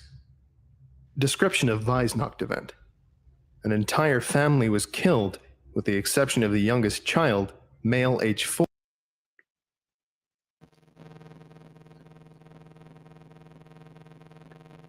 Yeah. Next, candy canes. Who was abducted.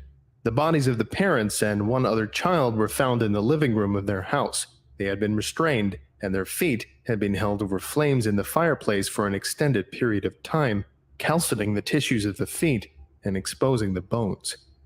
They had then their heads crushed with an unknown heavy implement.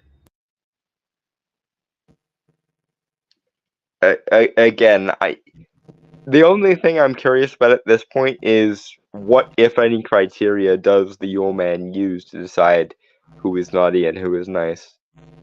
I was just curious because again, I think it was said earlier, way earlier last week.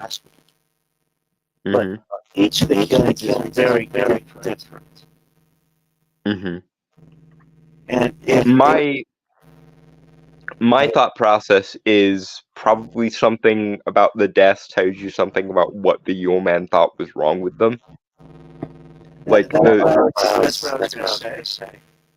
Like the one from earlier where the tongues were cut out, I'm guessing that has something to do with lying. Like you lied and so you now revoke. I revoke all of your rights to your own tongue, kind of thing. But yeah, maybe like the idea of the feet being put in the fireplace, kind of thing. Something tells me that's something to do with like the old expression of holding your feet to the fire. So maybe the Yule Man felt like they didn't work hard enough or something. Maybe. Or then again, maybe it's also in a way about lying somehow.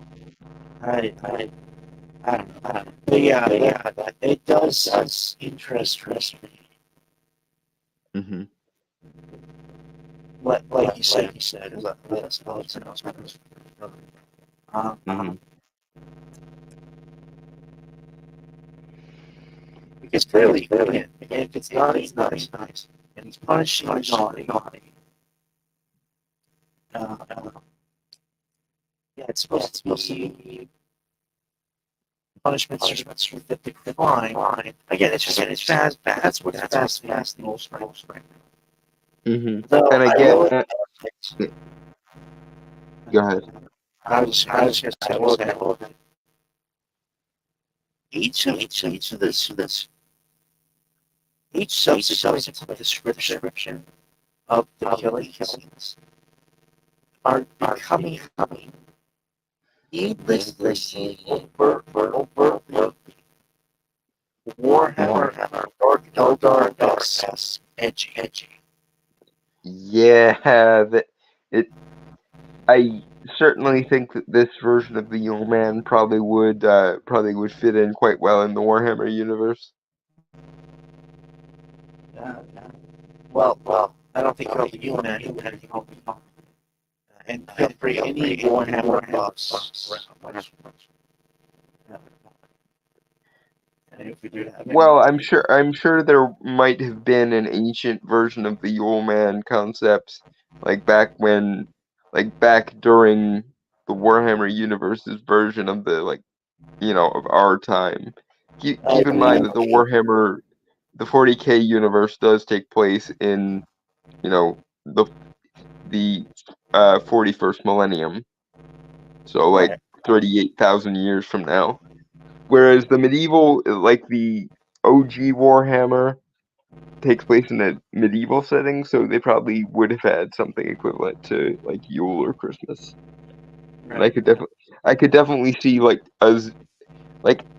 my thought process, it would probably be a Zench or a Zinchian demon more so than the other four, because this guy doesn't strike me as very Khornite or very Slaneshian. I think I think if he fits in with the big four, it's either Zinch or Nurgle, probably.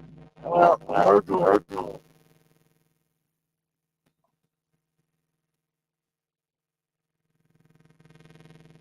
I don't Yeah, think Nurgle definitely fits less, but that's why I say Zinch would probably be the most likely.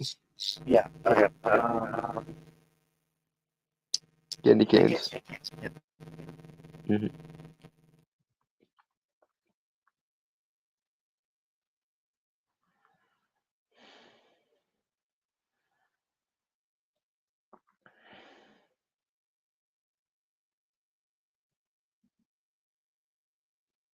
Hundreds of bite marks believed to have been inflicted post-mortem were found on each of the bodies.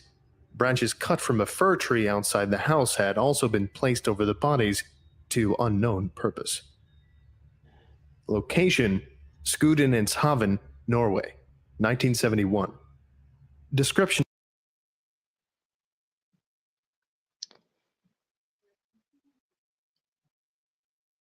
I don't really have anything to add on this one, Candy Canes. Well, I was the branch. Yeah. The branch is Mhm. not much. Again, I'm aware of the rich, obviously. But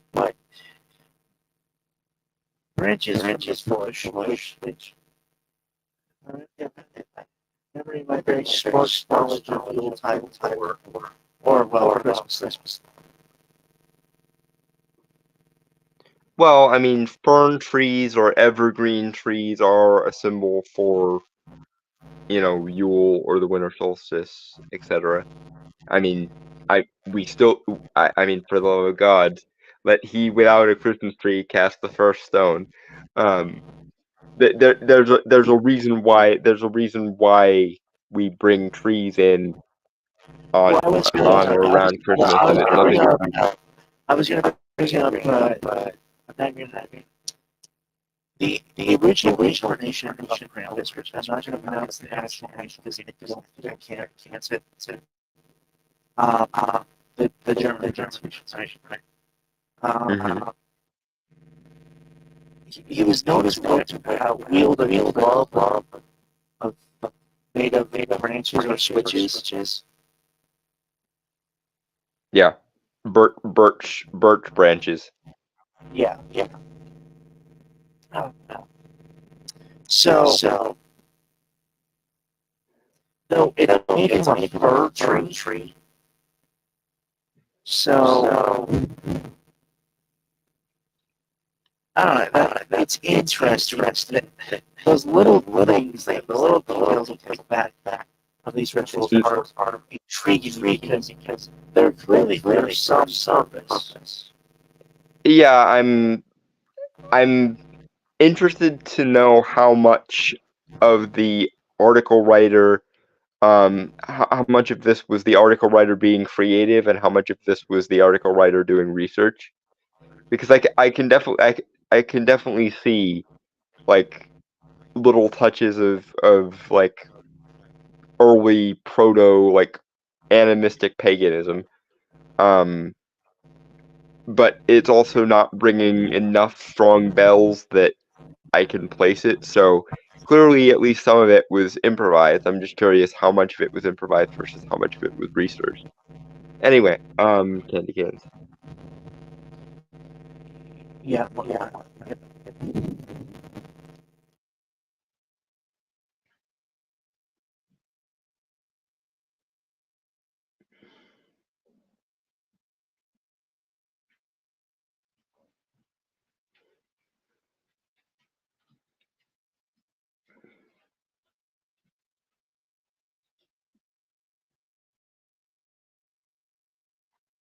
of Weihnacht event. An entire family was killed with the exception of the second youngest child, female age 5, who was abducted. The bodies of the parents and 2 other children were found in the basement of their house. Each had at least one limb pulled off by brute force before being stabbed precisely 39 times with an unknown sharp implement. Okay, I find it interesting that it's the second youngest this time, because every other time I'm pretty sure it's been the youngest.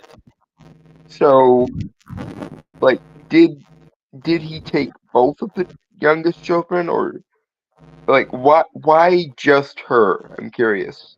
Because you would think either he would take both of the 2 youngest children, or he would take or he would have killed all the children except the youngest one.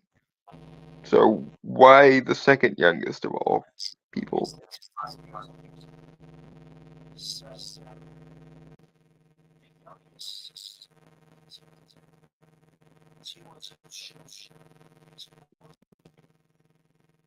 Dude, you're fading a little bit. I don't know what. Sorry. the second set of years. Mm. And I'm hoping it's not the Try rebooting your computer real quick. The echo is getting worse. I'm wondering it. Yeah, but the echo is still bad. I'm pretty sure what happened was when your connectivity glitched that, it just put the mic and the computer out of sync. That's why I'm thinking if you reboot your computer, it should put them back in sync. I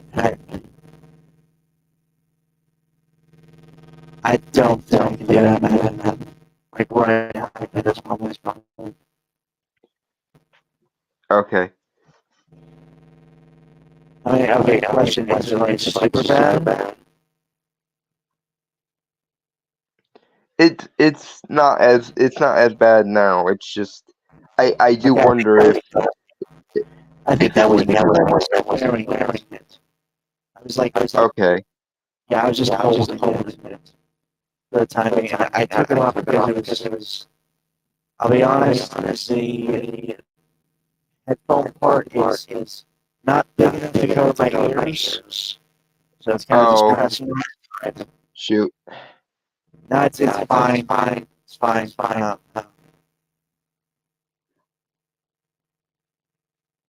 It's okay. But back to the age 5. Okay, so if it's second youngest, and that's why the youngest is less than 5.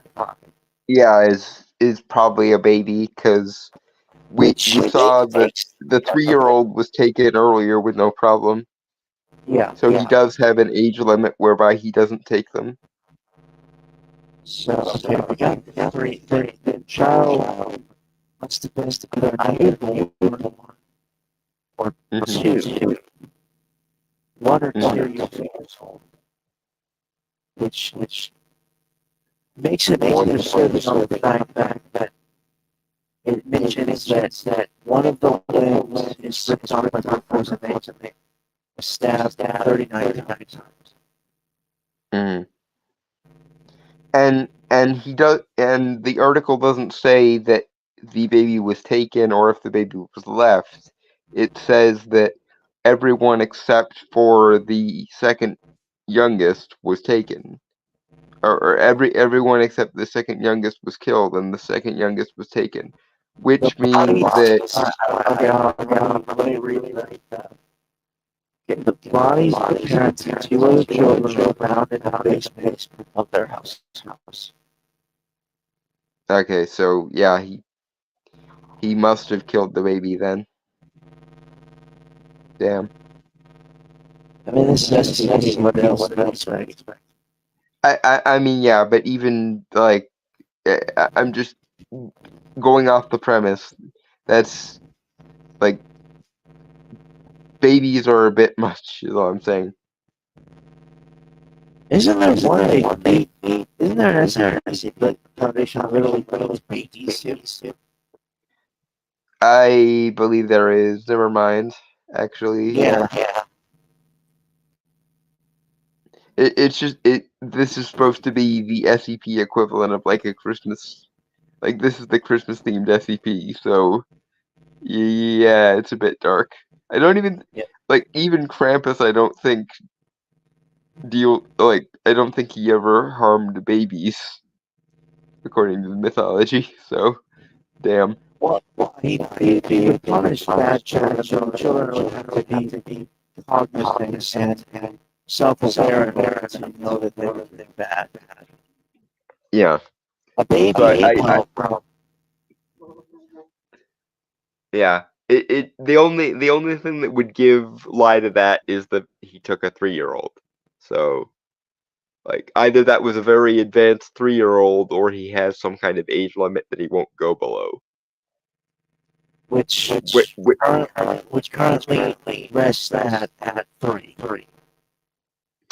I guess, given what we find out later, that the bad kids have to make toys for the good kids, it might just be that anyone younger than 3 isn't going to be of any use, or doesn't even have the potential to, like, he's not patient enough to wait until they're of age to be useful. Which, I'm not telling the old man how to do his job in theory here, but if I were a, ancient eldritch fae type creature, I would actually take the babies and then I would raise them to make the toys. Because not only could that in theory be better, because then the children don't have a family to miss. It would also be better because you could teach them to make toys by your standards from the age where they can walk and move and what have you, so that the toys would always live up to your standards. Yeah. Shall we candy canes? We shall candy cane. Candy canes. Implement, possibly a piece of bone from one of the removed limbs, resulting in massive blood loss and death. The family members had been eviscerated and their small and large intestines removed and cut into 30 to 50 centimeter long pieces. These had been arranged in radiating lines around the bodies. Feces from the intestine. Jesus Christ. Yeah, no comment. Candy canes. Had been used to trace symbols of unknown meaning on the walls of the basement. Location: Egilstadir, Iceland, 1996. Description of Weisnacht event: an entire family was killed with the exception of the youngest child, female. See, from a storytelling perspective, for a second here, I do think, obviously, by making the symbols unintelligible, it does add to some of the mystique part. But if you used something like runes, i.e., an ancient alphabet that does have a translation, what you could have done had you used, runes, is you could have actually had him leaving messages, and that could have been a nice Easter egg for the people reading the article to sort of gather his nature, or gather his system for determining who is good and bad as the article continues. And you could still have the messages be fragmented and whatnot, but I'm just saying, you might, as cool as it is that the symbols are too archaic to be known, you could have built some tension or some dramatic irony if you had used something that actually could be translated. But maybe that's just me revealing my preferences again. I don't know. Candy canes.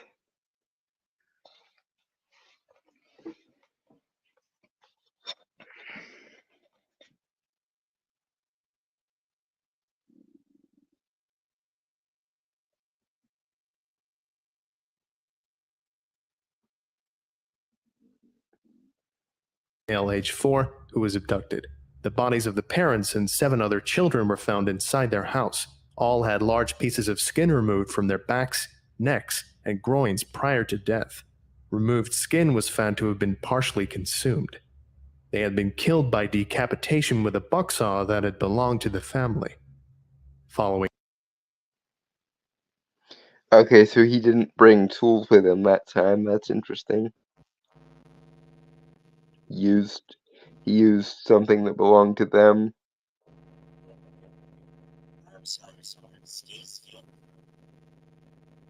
Hmm? Sorry.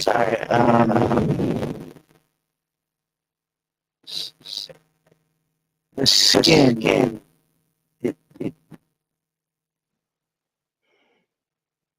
It Yeah, he appears to have eaten some of it. Or he made them eat some of their own skin, which would have been more fucked up. skin from the genitalia. Yeah.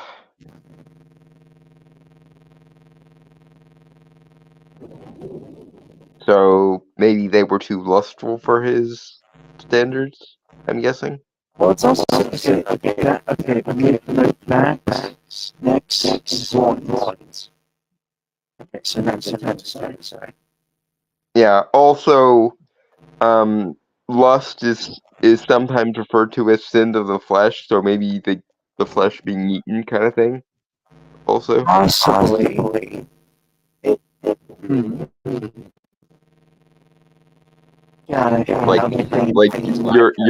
you're misusing your flesh, so I'm going to take it away from you and put it to a better use, kind of thing.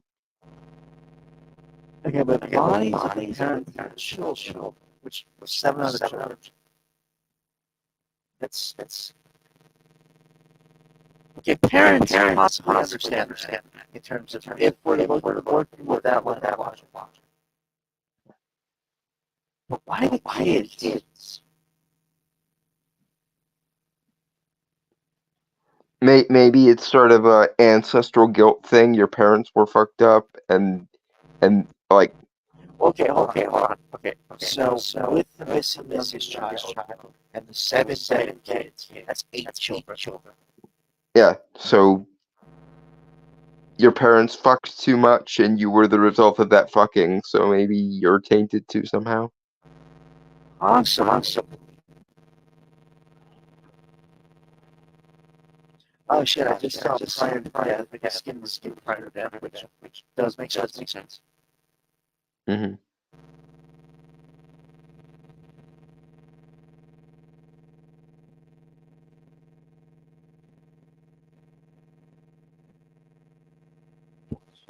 Oh, so is that like an axe? A buzzsaw is typically thought to be electric, so it was an electric saw. Well, it's a saw. So. Oh, a bucksaw. A bucksaw is used to cut off like antlers and bones of deer when hunting. It's for like skinning and sometimes shaping the bones of animals after they're hunted. Well, that Yeah, it gives real if you're gonna fuck like animals, I'm gonna treat you like animals vibes almost. yeah. Huh. Interesting. I'm also under the okay. Well, if I killed by decapitation, it was a buzzsaw. Oh God.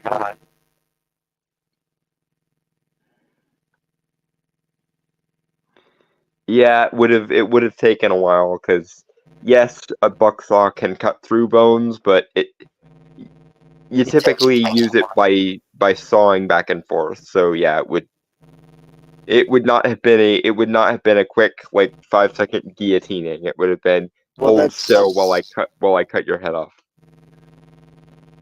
That is kind of the point of the human animals. Mm-hmm. Although I don't know why, I can't imagine him talking. I like the idea that he's mostly a silent figure. Like I can't picture him talking exactly. Yeah, I'm under the impression that it's on source steps very which possibly some form of old Norse or like a mixture of like European dialects. Well, but like obviously he can understand other languages because he shows up all over the world and stuff. So well, in the northern hemisphere at least. yeah. But my point is, I sort of picture him as like a silent boogeyman type figure because all of the descriptions of them seeing him is like him watching him like looking out through the window, etc. and so on. So I don't think he's a very talkative creature. I think he's the sort of person who can understand language is fine, but I don't think he actually Speaks it. talks. Yeah. Yeah. Okay. I think he's more of a silent figure. Like once he's decided what to do with you, he does it. And I like the idea of this image I have in my head of like one of these families trying to reason with him, and he's just quietly, business-likely getting like going through the motions, and of course, obviously doing all this fucked up shit to them, and not even saying anything to you as he's butchering you. John. Yeah, candy canes. Paints.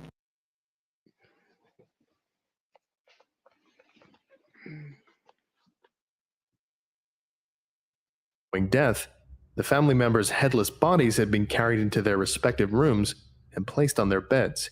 Each of the removed heads had also been placed upright on a step of the staircase leading from the first to the second floor, with the parents' heads on the top two steps and the children's heads on the lower steps. Again, the imagery of like judging them for their lustful nature or for their sleeping habits continues to make sense. Yeah, it's getting good. If the parents are at the top, the children, which I'm assuming they're in the descending order of how each born. Yeah, so it's like a family, like a rotten tree produces rotten fruit kind of thing, probably. Yeah. Interesting. And again, their bodies are in their beds because that's obviously where most people engage in hanky-panky.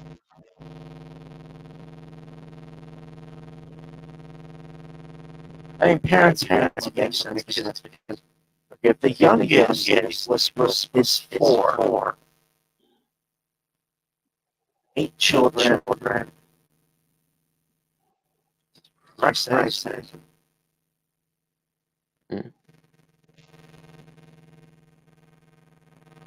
And that is like actually it does not. Mm-hmm. If anyone's seen that movie, basically. Mm. You know, Cheap Black does it, and Tom Holland in it. Yeah. Steve Martin. Yep. Steve. I like that movie. Anyway. Yeah. Candy canes.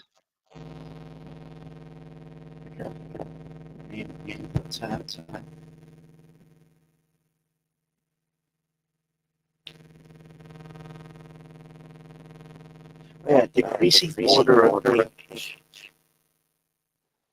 Mm-hmm. This one seems to interest me the most because it seems the most methodical of the rest, actually.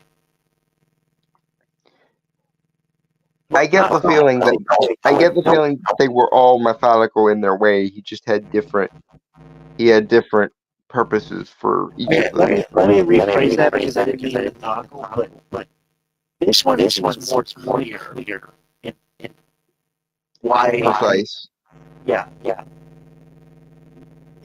What I mean by clear, just make sure it's what I mean is the motive seems far more easier to grasp than others in terms of I mean, it could be that we're just completely pulling stuff out of the air. It could be that that's not at all what the story is conveying, but it seems relatively simple to me that like, lust is sins of the flesh, and this is a family with 8 children, and like all of that. The only other thing I could see, maybe if we wanted to read into like a more charitable or almost heroic motive for the old man, if the parents were like fiddling the kids, and therefore by taking the youngest child away, he was he might have been actually kind of saving him, but again, I don't think there's enough to go on here to establish a heroic motive here. Yeah. I think it is something more akin to, if you're gonna fuck like animals, I'm gonna treat you like animals because you've been copulating like fucking rabbits, basically. Yeah. Anyway. Count. Yep. Candy canes. Decreasing order of age. Document 4666 530985. SCP-4666-A Instances Log. Location: Nurms, Finland, 1811. Description of SCP-4666-A Instance. So this, I assume, is the gifts he left for the quote-unquote nice kids. I think so too.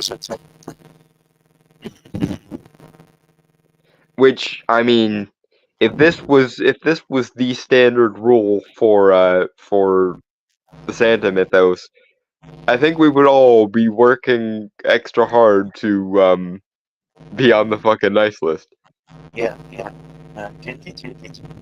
Candy canes. A small wooden drum with 2 wooden drumsticks of uneven length. Drum skin consists of a 390 centimeter cubed piece of skin belonging to a human child stretched with a thread made from human tendons. Location: Gallagher, Wales, 1857. Description of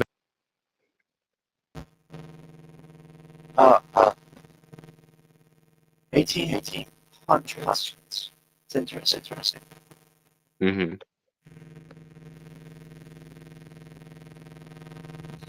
Anyway, candy canes. Yeah, because I don't say much to say on it, but it's fucking gross. Again, I still think that in order for the punishments and rewards to be even, I wish that, I mean, you could still have them be made of like human parts and things, but I do wish there was an element of glamour so that like the reward was as lavish as the punishments were for Brutal. being naughty, so that it was proportional. Candy canes. SCP-4666-A Instance.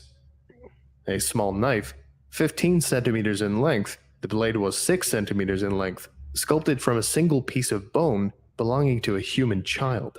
Symbols of unknown meaning had been carved into the handle. Location: Makat, Kazakhstan. Yeah, I'm guessing some kind of rune nonsense, which does sort of lean into my theory of maybe they're enchanted somehow. I'm gonna go ahead and assume that if the objects were enchanted, the kids would never, like, most kids would never know, because most kids wouldn't see a drum made of human flesh and immediately go, I'm gonna play with it. But it wouldn't surprise me if like the sound from it was really like beautiful or something. And I'm guessing the knife is a runic knife and therefore is like enchanted to stay forever sharp or something. Maybe I'm backseat writing, but I don't know. There just seems to be a missing element of the rewards should be at least a little bit more awesome so as to be proportional, at least in some warped sense of logic. But candy canes. Yeah.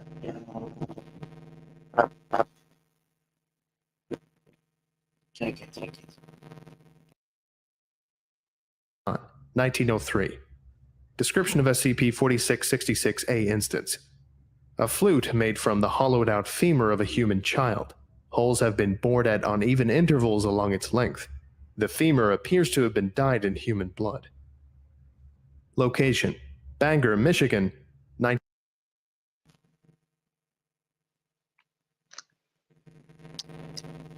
Damn. Again, that is odd. I'm trying to think of all.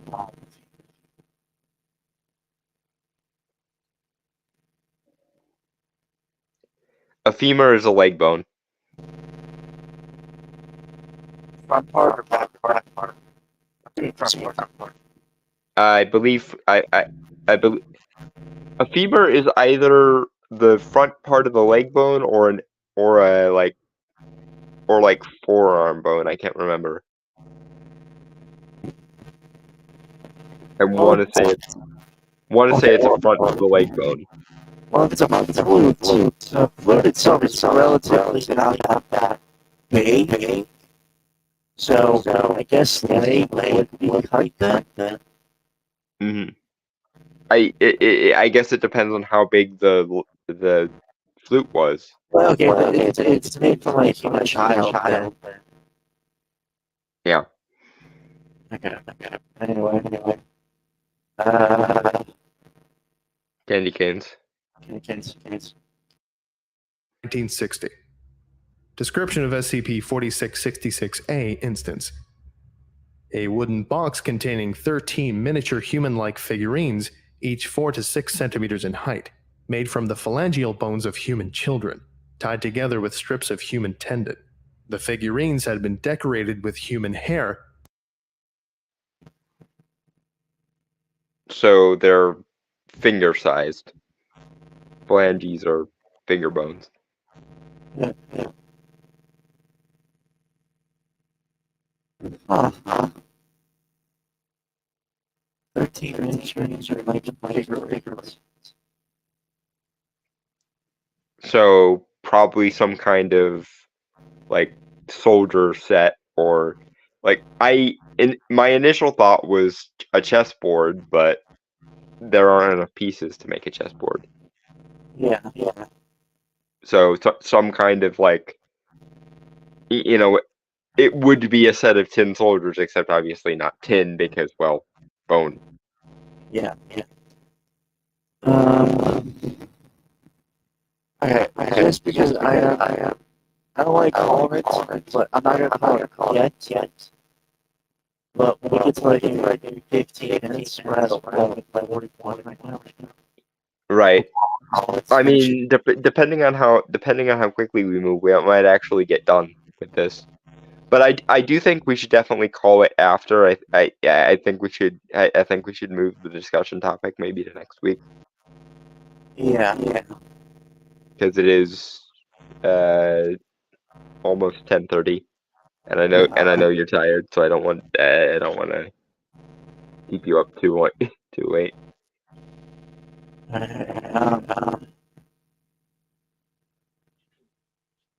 One second, I'm gonna hold on.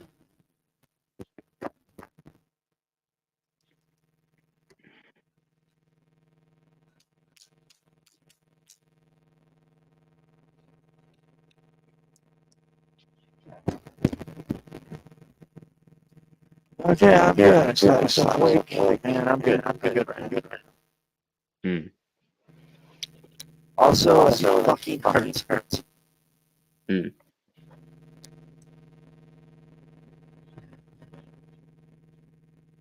I am not joking. I literally just slapped myself 4 times to get myself awake. God. But candy canes. God. Sorry. Fuck. I'm sorry. Okay. Don't hurt yourself too badly.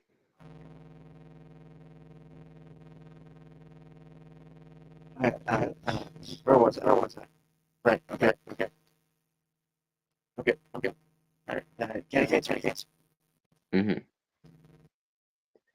And small pieces of torn clothing. DNA testing revealed that the remains belonged to 18 separate children. Location: Cape Broyle, Canada, 1976. Description of SCP-4666-A instance. A ball, 23. So, I'm noticing the time period that they're very far apart, right? Yeah. For the gifts. I should have paid attention when they were listing years of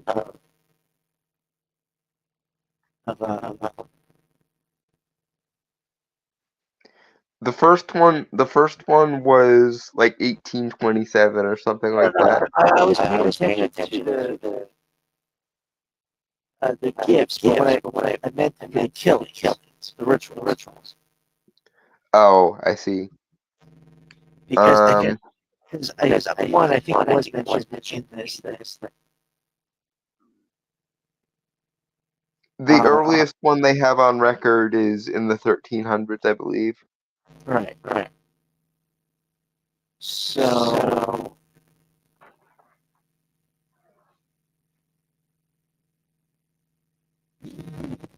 He clearly has high standards because the ones that result in gift giving are much less common than the ones that result in the murder rituals. roughly within the 20th century. I mean, the last one was 1960, this is 1976, so that's 60 years. And the first one was in 1901. Mm-hmm. Then 1887, and then I think it was 1812 or 1813. Mm-hmm. So it's very short now, which Yeah. makes it high standards. Mm-hmm. Also, even it appears that him even visiting anyone is rare as well. Yeah. Which in and of itself is interesting. Anyway, but candy canes. Candy.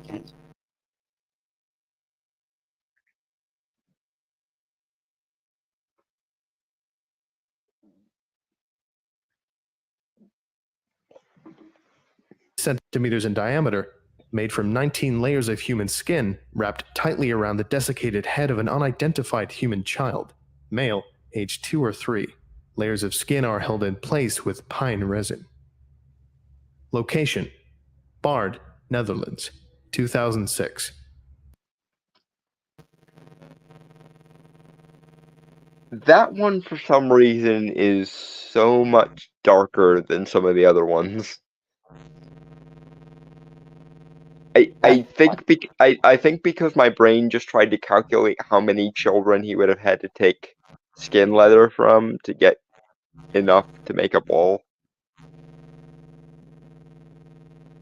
True, but the shape is it's Jesus Christ. Okay, so it's 23 centimeters in diameter. So about the size of a baseball, then. Yeah.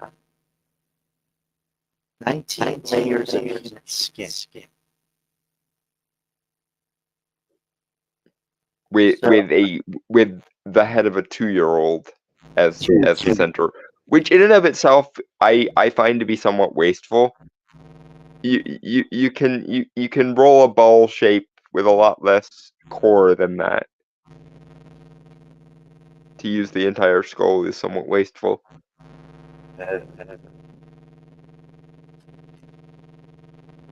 I assume the skin was treated and leathered somehow.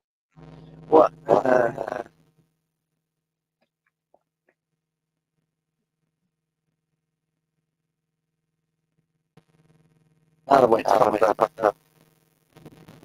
I wish we got more of a description of the children who got the gifts, because that might resolve some of the what exactly does he require of people to be good. Yeah. To qualify them as nice. Shall we? Candy cane? Yes, we shall. Candy canes. Description of SCP-4666-A instance. A hairbrush. The handle is made out of wood and poorly carved. In place of bristles, 43 deciduous human teeth have been set at irregular intervals into the handle. DNA testing revealed that each tooth belongs to a different child. Only 2 of the teeth could be. See, okay, and once again here I'm more just nitpicking the craftsmanship. We've seen we've seen them use hair before. Why didn't you use hair for the bristles? That seems somewhat wasteful to me. Well, that I don't think that would work for a hairbrush though. I guess it depends on how thick you let the hair grow in the first place. I'm going to hazard a guess that he's not super nitpicky about giving them haircuts, so I'm assuming that the hair grows fairly long. But what interesting is that the handles made of wood, right? Hmm. That's one of the first times I've heard one of these toys made out of wood. Yeah, most of the stuff thus far has been bone based. Or Which is not yeah. So like the question is why did he use wood and not bone that time? And more importantly, why did he use the teeth and not the hair of the children at that point? The bristles. I like that it's mentioned that it's really poor, which does explain because it's not really used. Hmm.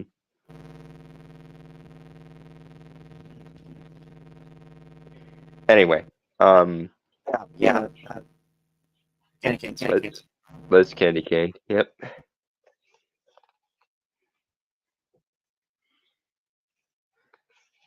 Matched to known abduction victims of SCP-4666.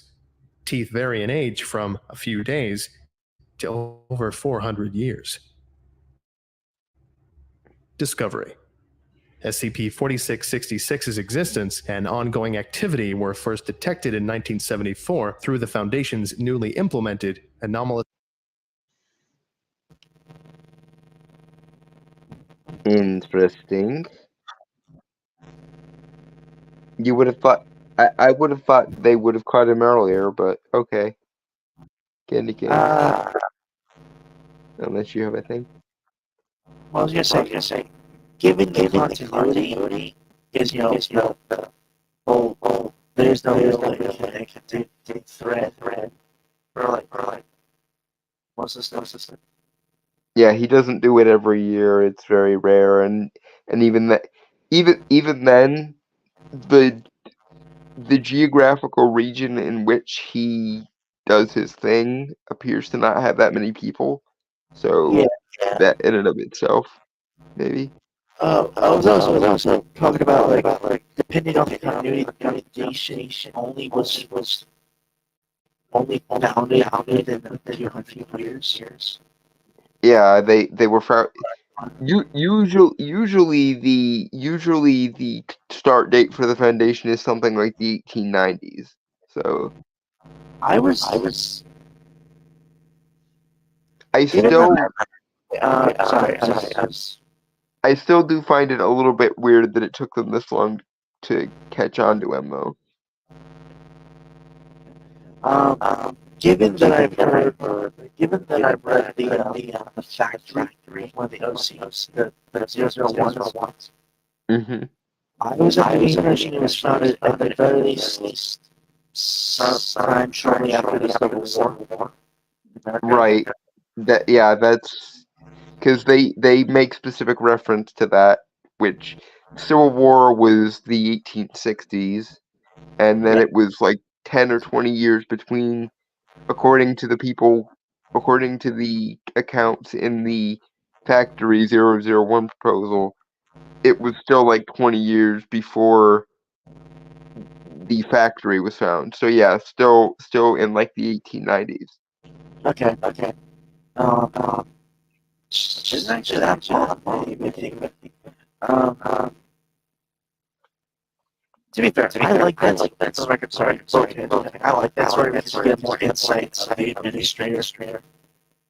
Yeah, I like a lot of the 001 proposals, although obviously me being me, I have an issue with how often a lot of the 001 proposals involve the Foundation pissing off the Fae. Yeah. Mainly, I don't know. I like honestly the administrators were those characters in the SCA Foundation, and like in SCP Super that we interest most. Mm-hmm. Because he's the man behind the people behind the crime. Yeah, he and his cohorts were basically the first O5 council, all things considered. Anyway, I'm guessing that he's above all five council. see, there aren't that many mentions of the administrator though. My thought was that he was one of the original O5 ones, O5-1s. Either way.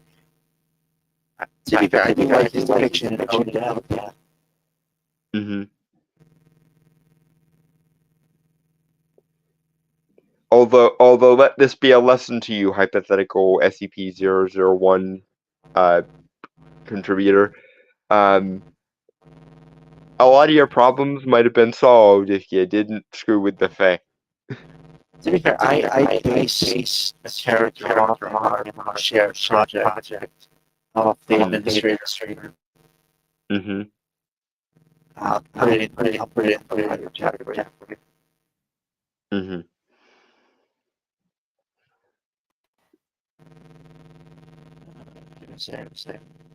But yeah, it's really interesting. Just because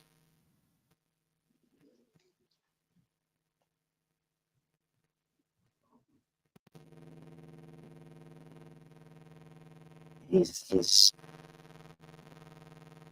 it seems almost like pure randomness with this stuff. Mhm. I mean, there is a bad aspect, but it's so bad that it really just randomness. Mm-hmm. In any case, we should candy cane so that we at least have a decent chance of getting finished. Yeah. I think that's check the private chat. Yeah, I saw it. Yep. Okay.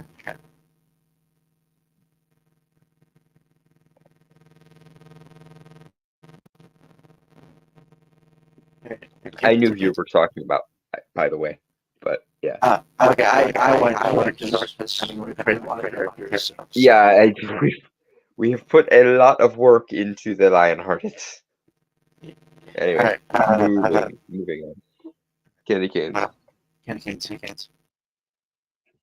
A signature recognition program, when several highly similar home invasion incidents resulting in family deaths were found to have occurred throughout the Northern Hemisphere during the night of January 1st or 2nd. Extensive research into law enforcement archives worldwide eventually uncovered evidence of probable Weisnacht events for nearly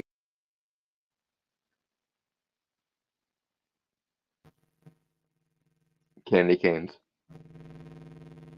That's I mean, I do think it's weird they never, even if nothing else, a rumor of a rumor. Mm-hmm. But then again, I think it's taken a while. If it's said 1972 with the signature recognition program,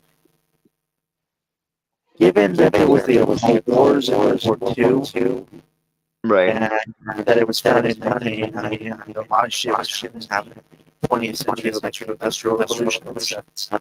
I mean that's true. I'm curious what the signature recognition thing is, because the only way I could see the Foundation being able to like match the like signatures of different anomalies. It's a program which I'm under the impression like the whole network thing of like when they hear something is going on, they will send people out to check it and stuff, like undercover and stuff like that. Well, but like how my thought process is maybe they're using something, as they would put it, thaumaturgical to like recognize the magical signatures of different entities or events. Because that would be the only way I could think of how you could be absolutely certain that some of these were the same person. Would be if you could actually like do some kind of detection spell or something to match the magical signatures. Anyway, candy canes. Every preceding year, going back to the late 18th century, average of 3.1 known events per year. Numerous historical documents were also found which appear to describe SCP-4666 activity occurring prior to this period, in some cases as early as the 2nd century AD in Europe. Okay, so it's not that he takes a break every couple of years. It's just that these are the ones that they're absolutely certain are the work of the Yule Man. Yeah. Okay, that actually makes slightly more sense now. And if it says it's second century, like That's just as far back as they've dug so far, or that they can dig. Okay, actually, make mention, but it makes early as the first century BC. So again, before Christianity, which is why he's the Yule Man. I assume. Yeah. Because it probably does date back to pagan, I would go so far as to say probably even very early pagan territory, like just barely out of animistic period. Yeah. Anyway, candy canes.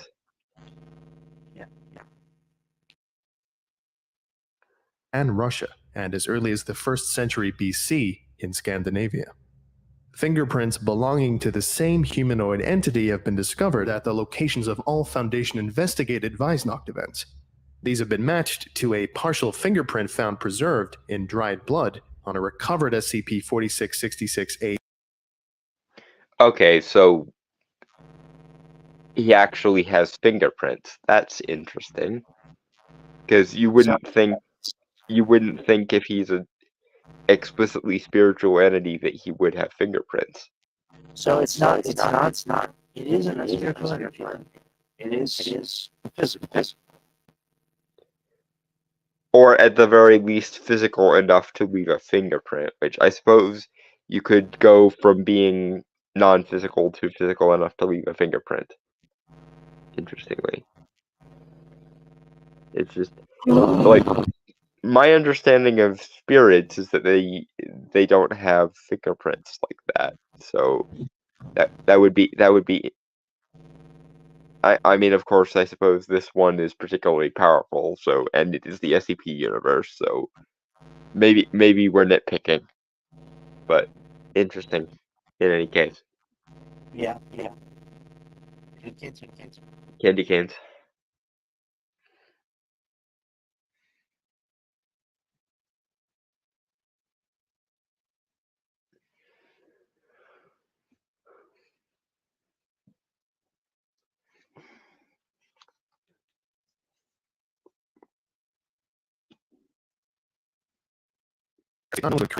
Like white hairs were all covered from the locations, though no human or otherwise could be extracted from them.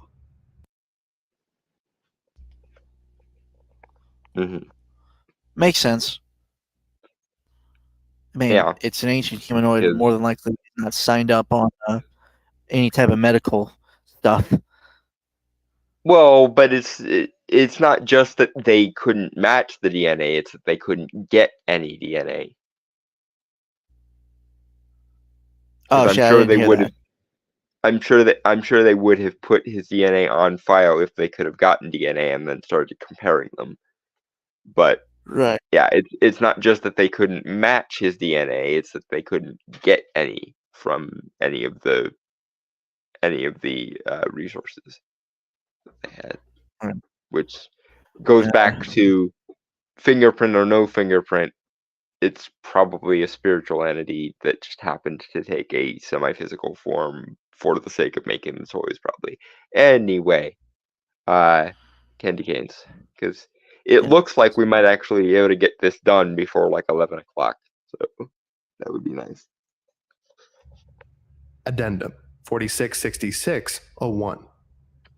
On January 2nd, 2018, several SCP-4666-A instances were discovered at a family's residence in Hoonah, Alaska, following the conclusion of Weisnacht event number 060198. Among these instances,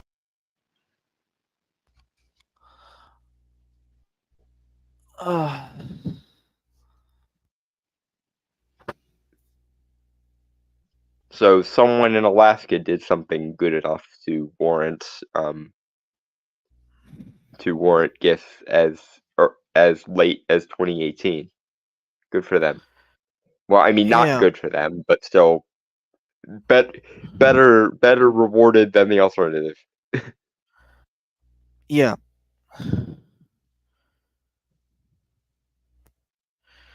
Candy canes. Candy canes. was SCP-4666-A-0960, which consisted of a crude life-sized doll made from the emaciated body of a female child to which the following modifications had been made. A dress made from various pieces of dirty, discolored clothing had been sewn around the body.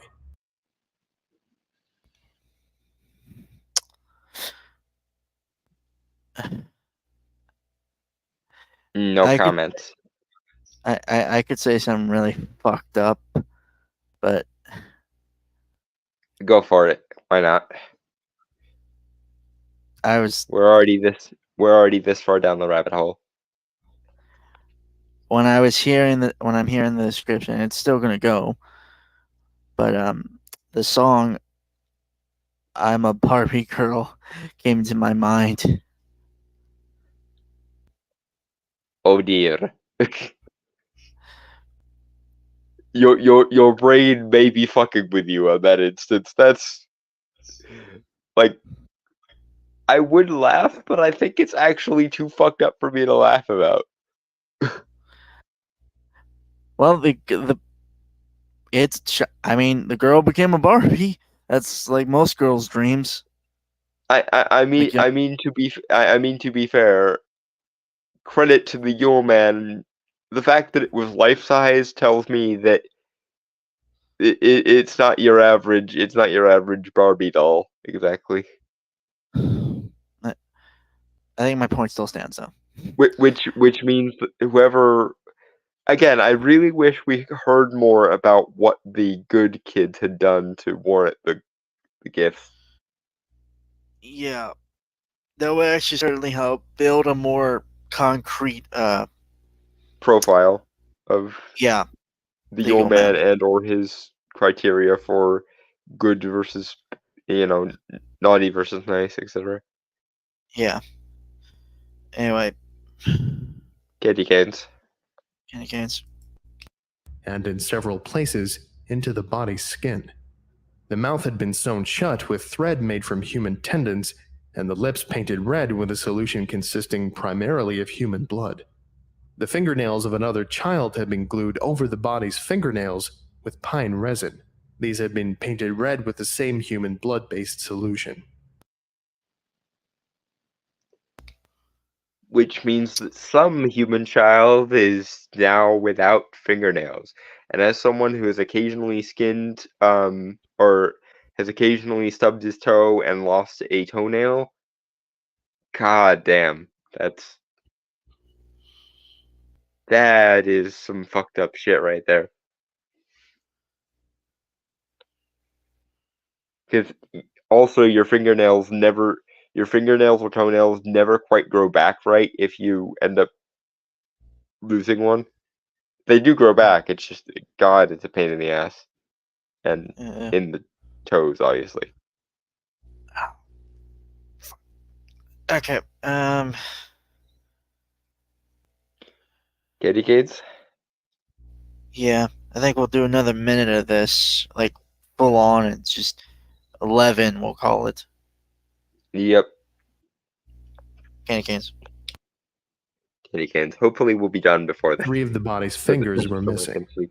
The entire scalp had been removed from the head, and the scalp of another child with long blonde hair sewn onto the head in its place. The hair had been tied into 2 braids. Both eyes had been removed, and 2 large round pebbles on which eyes had been crudely painted. Fuck me. That's...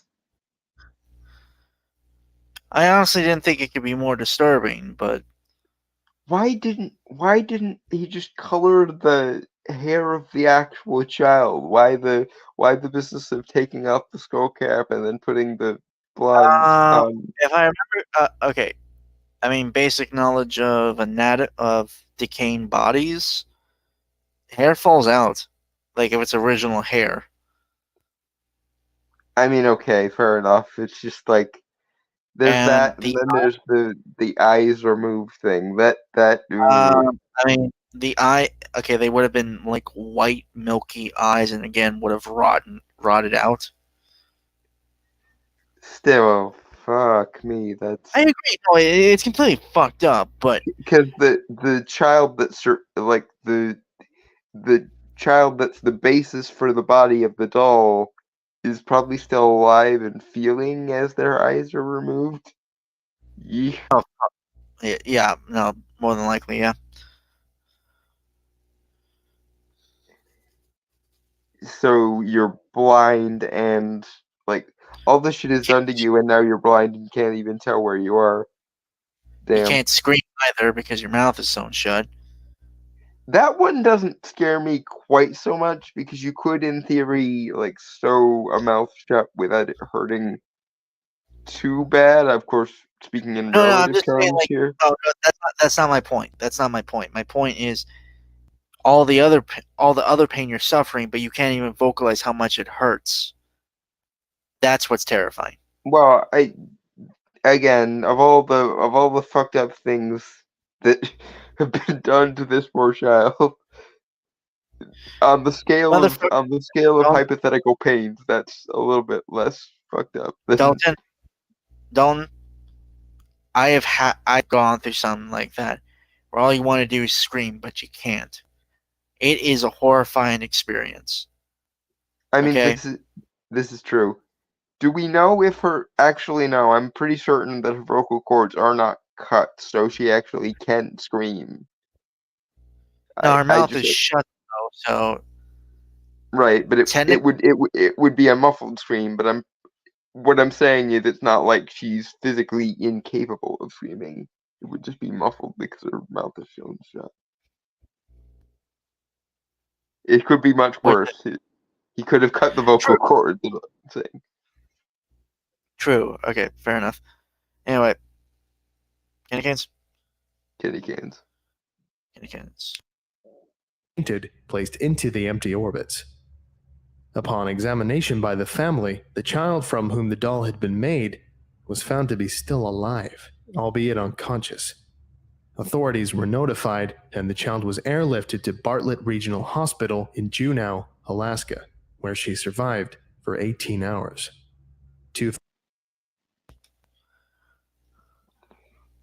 It got worse. It got so fucking worse. I mean, good for the family who got the doll for, like, airlifting this kid. That might explain some of the, niceness territory, but... Fuck.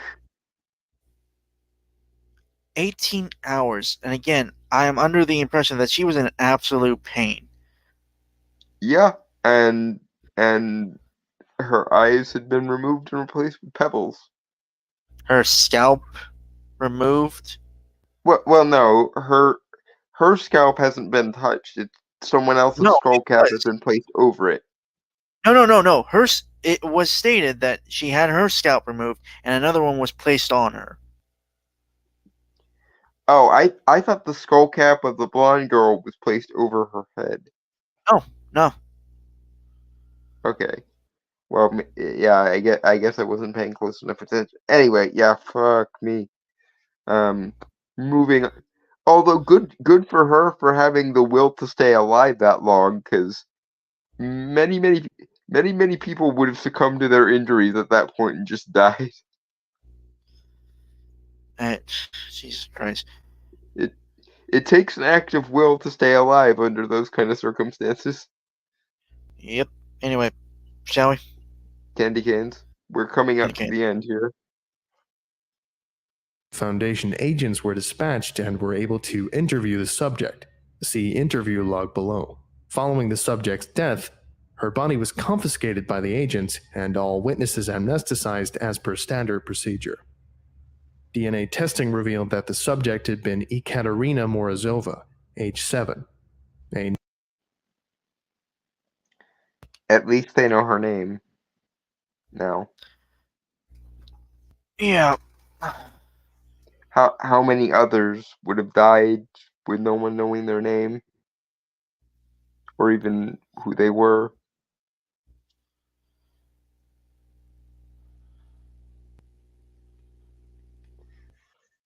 Yeah.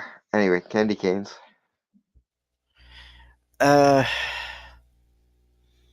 Honestly, I will be fully honest, because you and I have had this big contention point about the amnestics bullshit. Mm-hmm. For this one, I'll be fully honest. I don't have a problem with it. I'm kind of 50-50. A part of me thinks that those people, those apparently incredibly good people who were good enough to realize this happened and still try to get the girl medical help quickly enough that they were able to, you know, probably at least make her last couple hours more comfortable than they otherwise would have been. I feel like the world would have been better off if instead of anesthetizing them, they had like convinced them to come and join the foundation. I almost said the federation. Wrong franchise. I agree, and I think if nothing else, I think you and I both agree, if it was a voluntary thing instead of being forced to forget, because Yeah. again, that's just a traumatic experience overall. Like yeah, if they asked for the amnesty, that's my main point of contention. Because from what we heard there, they were anesthetized as per standard protocol, which tells me that they were force fed the amnestics probably. That's the issue that I have. It's like, especially in cases like this where someone manages to stand up against something like this, or manages to still maintain their sanity and the fact that they're a good person in spite of all of this, don't fucking anesthetize them. If for no other reason, then you should fucking offer them a job. They'd probably be pretty good workers for you. It's wasteful were- and weird, but yeah. Don't, Moving on. if they're good people, as per the Yule Man's thing, right? Mm-hmm. More than likely they have moral compasses, which obviously, clearly, because they had that girl quickly move. Again, they were at least good enough to, rather than spend the next 20 minutes freaking out after they found a human life-sized doll made of human Yeah. flesh in their house, they were like, "Oh my God, she's still alive! Get somebody, call the ambulance and get her to a hospital." And they probably paid Right. for her medical bills too, because she was airlifted, and that shit's not cheap. Right. What I was gonna say was you and I are fully aware of this. The Foundation has no morals, really. Well, I mean, the ethics committee, but the ethics committee gets overruled and disregarded as often as they don't. and sometimes they just do fucked up shit on their own. But yeah, Yeah. my My point. my point is that maybe the foundation needs more people like that. Oh no, absolutely, but they're not going to because, well, they're ran by. At the very least, they could have offered to make them, at least the parents, like offer to make them members of the ethics committee, because God knows the foundation never runs short of the need for ethical oversight. Do they listen to it? Eh. No, but it's still a better use of resources than fuck you, eat the amnestics. Well, to be fair, I'm sure they had.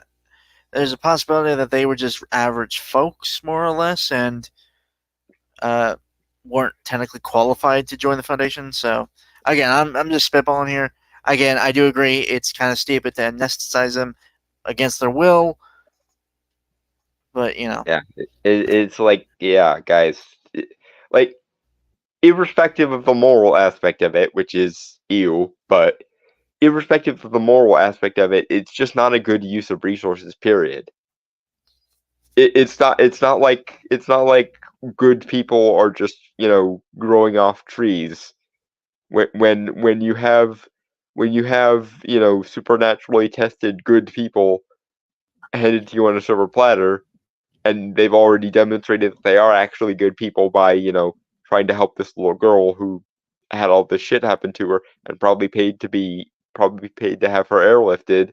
Although I guess this was Canada, so it might have been covered under the National Health Service. But point being, they acted quickly enough to save this girl's life, at least for the next 18 hours. So make use use the tools that are put in front of you instead of just amnesticizing everybody. Moving on. Hello, Journal. Good to see you. I'm doing well. Unfortunately, you came kind of at close to the end of the podcast. Speaking of which, it is 11, so I think we are. Yeah, let's at least finish up the interview part, because I know it doesn't take all that long. Because we're right up towards the end here. Yeah, to be fair, I will place full blame on myself because I have been up for a long time today, and I'm kind of starting to feel the effects of being up for so long. So again, that is on me. Yeah, somebody woke up at like 4:30 and never tried to go back to bed. Okay. You're not wrong, but also fuck you. And I also want to point out, I don't really ever choose when I wake up. My body just wakes up, and when I do try to go back to sleep, it won't let me. Okay, that and I suppose that's fair, but even so, part of my duties as your friend is to occasionally bust your balls when you're being dumb. So there's that.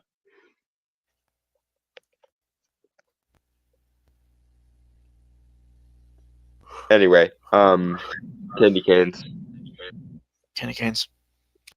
Also, Dragon Turtle, is No, an Brainstormer's abduction victim audio of better SCP-46. because I got him a new mic?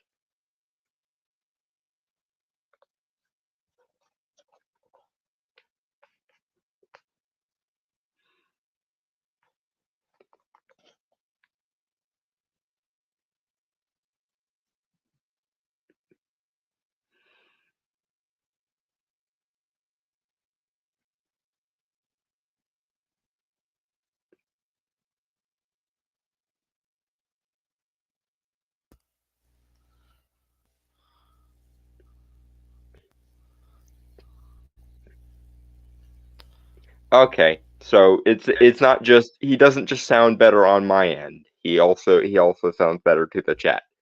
So my Okay. at least one of my gifts for him for Christmas this year has been successful. Huzzah.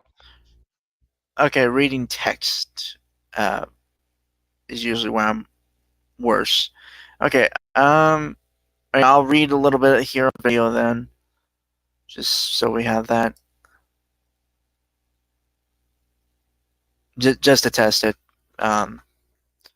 2 Foundation agents were dispatched and were able to interview subject. Following the subject's death, her body was confiscated by the agents, and all witnesses amnesticized as per standard procedure. DNA testing revealed the subject had been Ekaterina Morozova. Okay, that's How what I about, thought. Yeah. okay, Huzzah. okay. In any case, Yeah, candy canes. give me. Yeah, okay. 1 second.